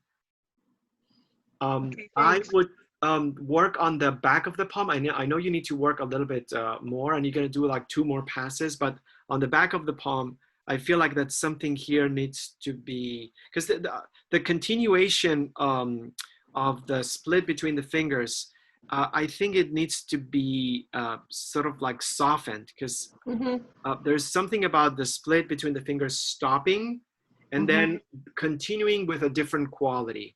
And I feel like here, I would just work with the shadow and the highlight on the back of the palm differently than the split between the fingers, so the separation. Okay. That's what stands out for me. Amazing hairline. I think this is your best self-portrait in the sense of like the hair, the color palette. Let's just check out yeah, I love the fact that you removed the green. I think that's good. So you just kept the gray. I love the darker quality of the shadow here. It's the color palette. It's fantastic. Fantastic. Okay. So I'll stay with that, and definitely work on it for studio. okay, yeah, and I would say the back of the palm, and then I would develop the Paris. I think that's such a great original thing on the painting, because Okay. it looks like almost like the way it is right now. It looks like you're sitting in the back of a car, a vintage car, and then Okay. there is something through the glass because you have. Oh, okay. So there's something really vintage, cool looking about it. But no one needs to know what image this is coming from. The point is that if you develop this a little bit, then it's gonna even be more interesting. Okay, thanks. Awesome, great. Thanks for creating such an amazing image. Darlene, how are you? Wow, this looks incredible. As usual. So I love the high point of view because that's different. And the most interesting part of this assignment or collection is that each one of you has a radically different take on the expression, different position of the hand, different point of view, different things on the back, different lighting. So this is peculiar in the sense that it's a higher point of view and you're much lower.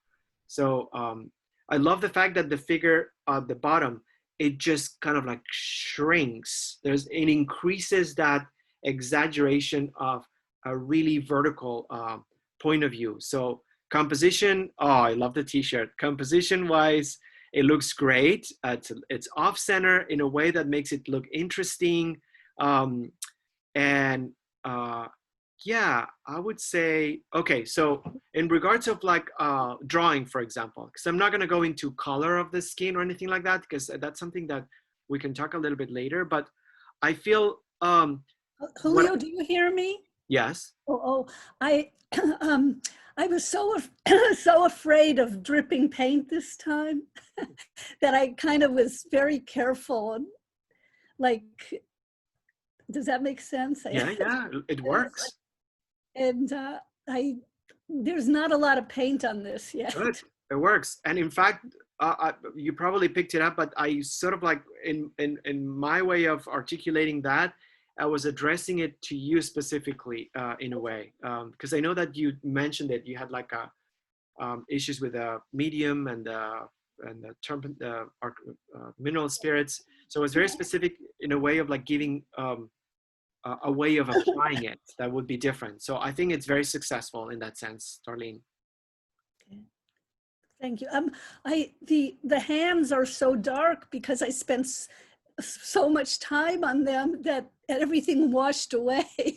But now they're all darker than the rest. That's okay. So for me, the only thing I would say at this point, the most important thing, it's the fact that you have, there is a very beautiful composition on the photograph, the higher point of view, and then you have this triangular, almost reverse triangle on the elbow, and then these other hands. You have the shoulder right here, and then you have a little bit of the shoulder on the other side. So for me, on the image, everything works, but I feel like the other shoulder, it's such a cool sort of like anchoring point on the photograph that perhaps I would either bring it out or maybe just bring the hair in a little bit or a little bit even forward, so you could expose the shoulder on the other end. I think that's something that I would just try to work or define a little bit more. So what do you think? Yeah, that's yeah, that in regards of the drawing, I love the face, the expression, I think it's great.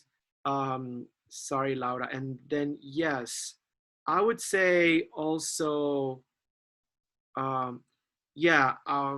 consider this, because I love that your hand is covering a little bit more of the face, and here you give it more of a resting pose.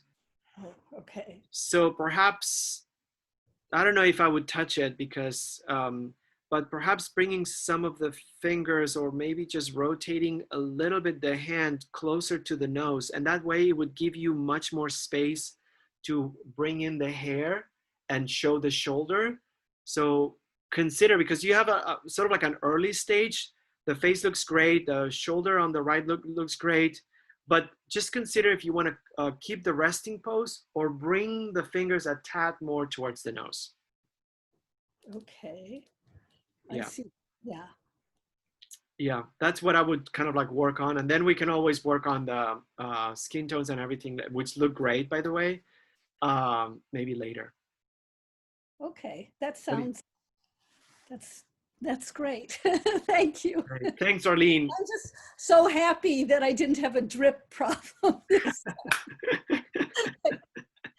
time. But I was almost a little too careful. Like I stopped a long time, quite a while ago, like at 12:30 or so, because I just didn't want to get anything mushy again and all That's that. that's smart. That's okay. Better to play safe.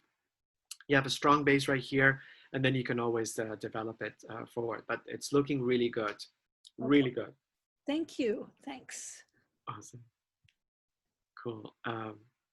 Laura, oh, this is so great. I know, right? Like posing like this. I just took a few, and I didn't know. I had to take a few because it wasn't easy. So I'm glad that you chose something really expressive. Again, so radically different because it's like your hand, it's holding your your forehead, and you're letting your expression show a little bit also. And I love the shoulders. It's sort of like a descending from higher on the left and then lower on the right. So really cool composition and expression. I also love the fact that this looks vertical, but then you chose the horizontal orientation. Great job. Thank you, Julio. I was a little like, oh my God, my hair looks terrible, but I'm like, you know what? It's part of the expression. Yeah. So I let it be. I also think that the fact that you brought, so it's so cool because Darlene had like a higher point of view. You have a lower point of view. So you're showing the ceiling. It's almost like you are in a cell. It's like it's like a padded room. Makes it even more like, this crazy, what's going on. It's empty. No one's here. I'm inside and everything's falling apart. So it sort of like gives a sense of anguish because you're trapped inside of a space. So good job showing the ceiling a lot because it almost feels like you're catatonic. You have the ceiling and there's no way out almost. So in that sense, it would be interesting to find out. I don't think you need anything in the room, but the more you add, the more you're going to soften that expression. So yeah, and I love the monochromatic aspect. It's very dramatic. And I consider keeping it that way first and then see if you want to add notes because it almost strips the figure of warmth of color. So it's kind of like raw. The color is on the room and not on the figure. Really dramatic contrast. I would just stay that way. And in regards of the hair, I know that you're going to do more softening. So that kind of like works for me. It's absolutely fantastic. I love that the hand, it's almost grotesque. But it's a compliment. Laura. Julio, I have a thing about my hands because, listen, I love my hands because I can touch and feel and all the wonderful things that a hand does. But for a while, because look, they're very veiny and very bony. They just got like that progressively because my family were very veiny. So I've always been very like, I want to hide my hands. I'm going to start wearing gloves. But I like that I have to feature it here, and the more lifelike, the better. Yeah. That's life. Like, face it, look at it. It's okay. Love it. I don't know. Yeah. And I think it's going to make, let me just say this, it's an asset. The more you exaggerate it, the more expressive the emotion will be, the more of an anguish and emotional representation of the state, So I think absolutely use it, exaggerate it. I think it's amazing. My only point would be, depending on how much more image do you have on the photograph, but you inevitably had to extend the forearm, and it's okay when you sort of like stop right here, but it feels really long right now. Yeah. So I would say, see if that creates a divergence, because right now this is very parallel, both sides, and that's not an issue, but it runs parallel for a long stretch, and that becomes sort of like an odd. So true. Yeah, the bone is fine. I love the bone on the wrist, but it's the parallel stretch that goes on. Maybe it just even widen it at the bottom more, because that's going to bring the forearm almost like closer to, almost like you're elbowing the viewer, you know, it's just going to make it more exaggerated. So see if that kind of like works, you know, creating both lines a little bit more divergent. Thank you, Julio. Yeah, I'll definitely look at that. I didn't know what to do with it, but yes, you're right. I'll just look at my arm and see what it does when I I go just further can't down. wait. I just think that it's spectacular, expressive. Really, this collection of paintings will be knockout. It's amazing. Thank you, Julio. I actually wanted to keep it like the statue that you initially you opened with. I wanted to make myself like a statue. But then I was like, you know how it is. Like one thought comes to the next. So I just thought like leaving it that color, but I don't have to be a statue. But maybe Good. I am. I don't know. No. I think it's better. I see the point, because there's something so serious and about that. You know, I love it too. That's why I chose it. It's so profound. But I feel like this is like, it's more retorted. It's kind of like your body is like in different positions. It's more expressive. The elbows are tilted. The head is a different position. You know, your hand is like holding your, I mean, it's even like, you know, you're holding your thoughts almost with your hand. And the expression of the mouth is like of pure, and you're looking at, you're not looking at a point. Your eyes are just suspended. They're not observing. So that is a very cool expression. You're just, you're lost in your observing, you know, the sight. It's not pointing at anything. It's just really amazing. Thank you, Julio. Good Thank job, you, Laura. Julio. Thanks for sharing it, because I'm having such a good time with seeing everyone's work. So amazing. Any questions, you let me know. But yeah. Okay, thank you, Julio. No, that's perfect. I'm gonna definitely work on the hands. Awesome. Perfect. Okay. Thanks. Gracias, Julio. So Lois, that's amazing. Wow. Incredible. Good job. Hi, Lois. Yeah, this looks really good. So I love your image. I think it's just very powerful. Again, the head like tilting down, a different orientation, different light direction. Good job creating the light direction from the side, and then just shading the face a little bit more. I love the size of your hair. I would just even exaggerate more this part of the hair. I feel like I would. Yeah, I haven't touched the hair since the first lay-in, so. Yeah, I think, yeah, I mean, it's just incredible. It feels very sculptural, like marble-like. So I would just kind of like rock it on the painting too. Okay. The hand is amazing. The position is incredible. You got it. You got the bone structure. You got the orientation. I feel it looks amazing. I like your nail polish. The chip nail polish is so cool. I don't know if you want to bring No, yes, I never wear nail polish, but I like the chipped is very much the state of my self-care these days. No. I'm definitely going to put the chipped nail polish in there to help tell the story. I think everyone can relate. No. I think it's really cool. And I love I mean, compositionally, I like the fact that it's lower and you have a lot of like empty space on top. There's almost an invitation conceptually, because everything that we do, I feel it gets better when it's conceptually tied up with something important. And for me, this is almost as a representation of yourself, but also a blank space above you, as if, you know what, I don't have anything to think. It's blank. It's almost a portrait of you and your thoughts, and the thoughts being a part of the painting that occupies almost like 25, 30%, 40% of the painting, and it's empty.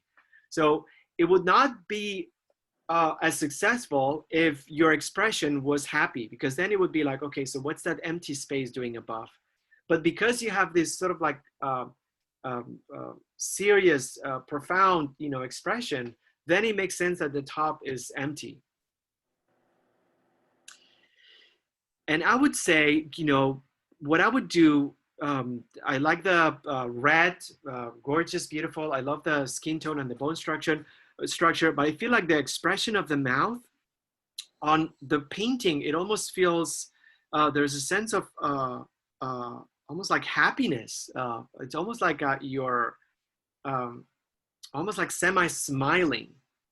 So I think I would just tweak it so there's something a little bit less angled or less, less inclined or angled, and a little bit lower because there's little distance between the nose and the upper lip. It almost feels like that area has some tension. It's not relaxed.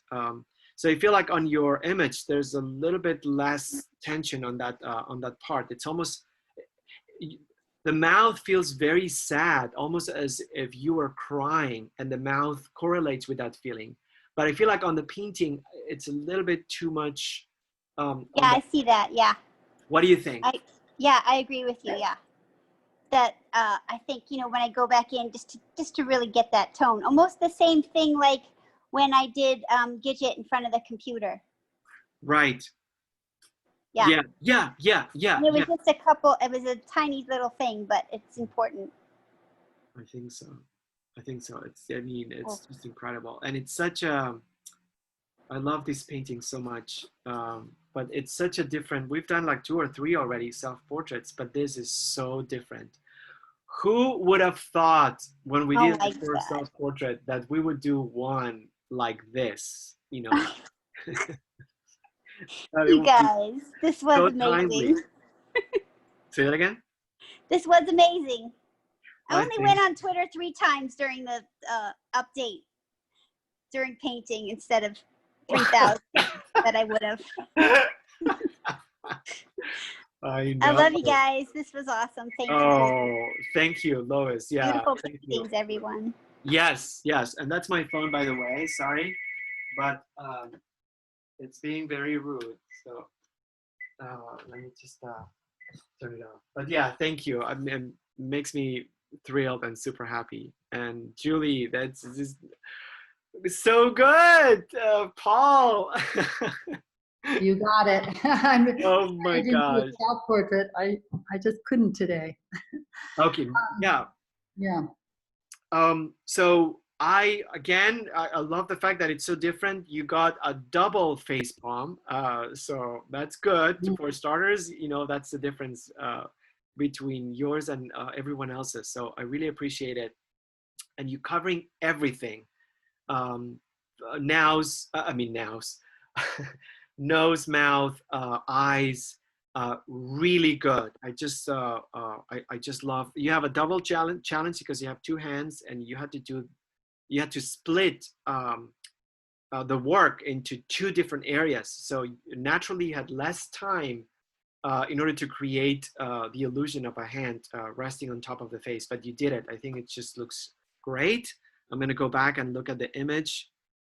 I love the fact that you close the gap. I think that makes a portrait even stronger and more expressive, that you didn't let anything go through. So in that sense, I think that was successful, and I would keep it that way.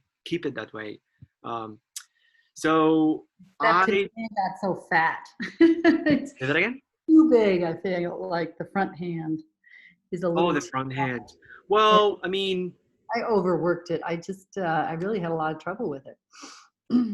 Okay, let's just get into it, because I think after you said it, I agree. I think that there's the difference in size. I think that helps the painting, honestly. There's something really cool about that. But at the same time, if I would see myself sort of like seeing more like an obstacle after a while than an asset, because especially because you could just carve a little bit of flesh tone from the side alone. That could just help you kind of like shrink it without moving any parts of it. And then if you want it, you could always open up the space a little bit more, just a tad. Because I think the bigger size works really well. It just creates a great sense of perspective that I would just work on the back of the palm on both sides, and maybe like trim it a little bit. Okay. I'm also thinking of just getting rid of the whole background, because I think it isn't, it's too opposite of the feeling. And I don't even know why I painted it, except I started there because I just didn't want to start it on the hands. You know what? I think I agree with you, and that's a great feedback that you have, and I would agree with that. And I'll tell you why. Because there's a lot going on the figure, and that it's an asset. Both hands, the shoulders. I think it's really brilliant that you show you know, the resting of the shoulder. I mean, I'm sorry, the elbows on the table. You have a horizontal surface, and you have the elbows on top of it. I feel like there's so much good about it that I would treat the background monochromatic. Don't remove it and just get rid of it. But if you can, I love the colors. There's a certain gray coolness on the sky and the mountain. And what I would do is to bring the same, if you could, after maybe a couple of days or a day or so, bring the same coolness on the bushes, and perhaps you kind of like have it on the ground. So in other words, push back the background by making it monochromatic and leave the color on the figure. I think that will complement without having to get rid of something completely. Okay, I think that'd be better. Yeah. Yeah, and you know, the hands are really hard. I'm glad you had this this challenge, because it really it does take practice. You realize. No, it's good that we did it. Yeah, it's super good that we did it. Yeah, yeah. I mean, like, we could go to details. For example, on the front hand, I think something that I also want to work on mine, it's the side of the thumb. Because I feel like here it could be sort of like worked on, maybe just kind of like trimmed and be more flushed on the silhouette of the hand. Because I feel like it's protruding somewhat in a strange way. So maybe that could be a good idea, to shrink the hand a little bit to kind of like bring the thumb more in harmony with a curve. Good On point. the side. Yeah. Well, I But think this will help. I think that's all great. but it's extraordinary. I think the color palette is brilliant. I'm glad you work on values on the back of the palm. You did a fantastic job. The fabric looks incredible. I love that Prussian blue. Your Prussian blue is so fun. It's really good. Good job. Amazing. Thank you. Thank you. This was needed, and I appreciate it so much. It's so great we're doing it. I really appreciate it too. Julio, I did upload my photo if you want to refresh. This is like, great job, everyone. Oh my God. Oh my gosh. I don't know if it's because I'm depressed or it's because this is extraordinary. I think it's a combination of both. I mean, I'm not depressed, but it's depressing. But I just think that this is a very strong series. Very, very strong. So Julio, I wasn't going to do a self-portrait. Darlene and I always powwow, and she was like, I'm not doing a self-portrait. Both. I have to say, my self-portraits I took several photos. They were far more interesting than anything I could find online, because I had an emotional connection. There you go. So it was a good, I'll agree with that. Yeah. So it was, sorry to out you, Darlene, but you know, it ended up being a really great exercise. So thank you for. Well, thanks for sharing that process. That makes me extremely happy, and I really appreciate it. And I think, yeah, it just makes me happy. And look what an incredible painting you did. You know, look what an incredible painting you did. I think it's just fun and expressive and poignant at the same time, and it just describes the moment. I think it's the color palette. Let's kind of like dissect it or take it bit by bit. Color palette, it's amazing. Composition. So I love the fact that it's centered. Your face is 3/4. The hand is like on the front. So again, a different expression. You keep the eyes. You kept the eyes, which I think it's good because it helps double down on the expression. I like the way you fill the head on the format. It's really close on top, but it's okay. And I would possibly, what I would do is make it a little bit fuzzier. There's something really cool about the hair, the see-through on the hair. So perhaps if you just bring some of the background through the hair on top. It's going to help you integrate the head inside of the format in a way that's a little bit more organic and not so much like a mass of solid color and then it stops on the edge. So maybe some of the blue, once it's a little bit settled, to shred the hair, to tease the top of the hair a little bit with the background color. And that I love the eyes. I love the asymmetric aspect. I think that's something really good for this assignment. And I would say, the asymmetric eyes? What do you mean by asymmetric? so I think, you know, the fact that there are different size, like I would say different size, yeah, different like shape, and maybe on the photograph, this is more symmetric in the sense that it follows the same direction on the eyebrows. But here, I just feel like there's a different axis on the eye. So I could run an axis right here, but I could run a different tilt of the axis on the other eye. Should I tilt the eye down, the one that's on the left? You could, but ask yourself if you want to, because there's something really cool. Like at first, I like that effect on the eyes. There's something much more expressive than just trying to be photographic. But so here, if you run the axis of the eye from tear duct to corner, it just follows this direction. And it follows a similar direction on the other eye. So there is a different tilt on both, which I think it's good. I don't think I would change it. But totally unintentional. I wasn't even thinking about that. I think it works here. Seeing more of shadows. Okay, great. And I also think, you know, in regards of the back of the hand, I feel, you know, there's very little space on the back, which it's kind of cool because I like the long fingers, but at the same time, especially on this area right here, sort of like similar to what I said to Sarah, the split between, or separation between the fingers, it kind of like stops at one point, but I feel like here, it almost looks like it continues with the shadow of the bone structure. So I would possibly, I see it. Yeah, I would try to make a separation so you distinct a little bit more the separation between the fingers, then the knuckles, and then something a little bit more soft or less, yeah, a little bit more soft. So there's a distinction between separation of the fingers and back of the hand. What do you think?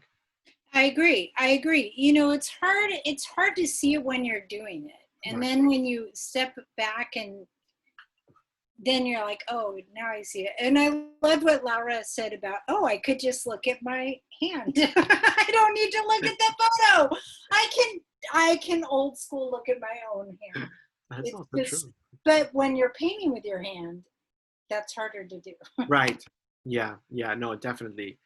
But no, the fingers are like super expressive. I just love it. I think it's just, in regards of the neckline, let's talk about the neckline, because I love the fact that you have the neckline showing on this side, but on the other side, even though I would bring that separation there too, because there's something almost very vulnerable, I would say, and a little bit, you bring a new layer that you don't have right now, because right now it feels very compartmentalized. But if you bring the neckline on the other side, I think it's gonna help. It's gonna help elevate. Got it. Yeah. And this is all about the hair. So I would say there's something really cool that you have here. You have like more darkness, but on the other side, it's a little bit paler. So I would work on variations of that hair color, because if you work with some like values, like lighter values, it will just propel this painting to the next level for sure. Because right now it's cool, but it's very similar all around. So even though it is similar, I would bring certain variations of that hair color in order to sort of like elevate the hair. Yeah. Okay. Yeah. What do you think? I chose this photo because to me it was the funniest, and I was like, oh, I'm giving myself this challenge of the eyes, but I'm glad because nobody else did this. Good. Yeah. They're all different, like you said. Yep. That's the strength. I think this is just a collective expression of frustration that's represented beautifully in a very different way. So good job. And I'm so happy that you joined, by the way. I know you're very... Oh, yeah, I am too. And you know, Julio, I'll tell you another thing. I've been avoiding portraits. I just haven't wanted to do any. I'm probably going to retroactively want to do some of the webinars on portraits because I just felt like it's going to open Pandora's box and I'm going to all of a sudden become obsessed again and just be freaking out, obsessing over skin tone. But you know what? You made it not so scary, and I love it. Thank you. Oh, well, thank you. I think this is just absolutely perfect. And I really appreciate it because sometimes I love it, you guys, when you are frank and open and sincere and you express the emotional place where you started with and then how different it is from the place where you ended. This is the most beautiful thing ever for to hear and share. So thank you. It not only goes this way, because it also goes the other way. It goes from a place where you think, oh, I'm gonna nail this. This is my cup of tea. And then you're like, oh my gosh, it's a disaster. So it goes both ways, but I'm happy that this went the right way or on that way. So I really appreciate it. This is an amazing gallery. Please, on Tuesday, Wednesday on studio time, I'm gonna work on this one a little bit more. These portraits are needed, they're necessary. People are desperate to connect. They're desperate to sympathize with someone out there. Sometimes people don't have the words to express, but I feel like if we share these paintings, people will feel good. So I think emotionally, we've done something beautiful, and I really appreciate it. And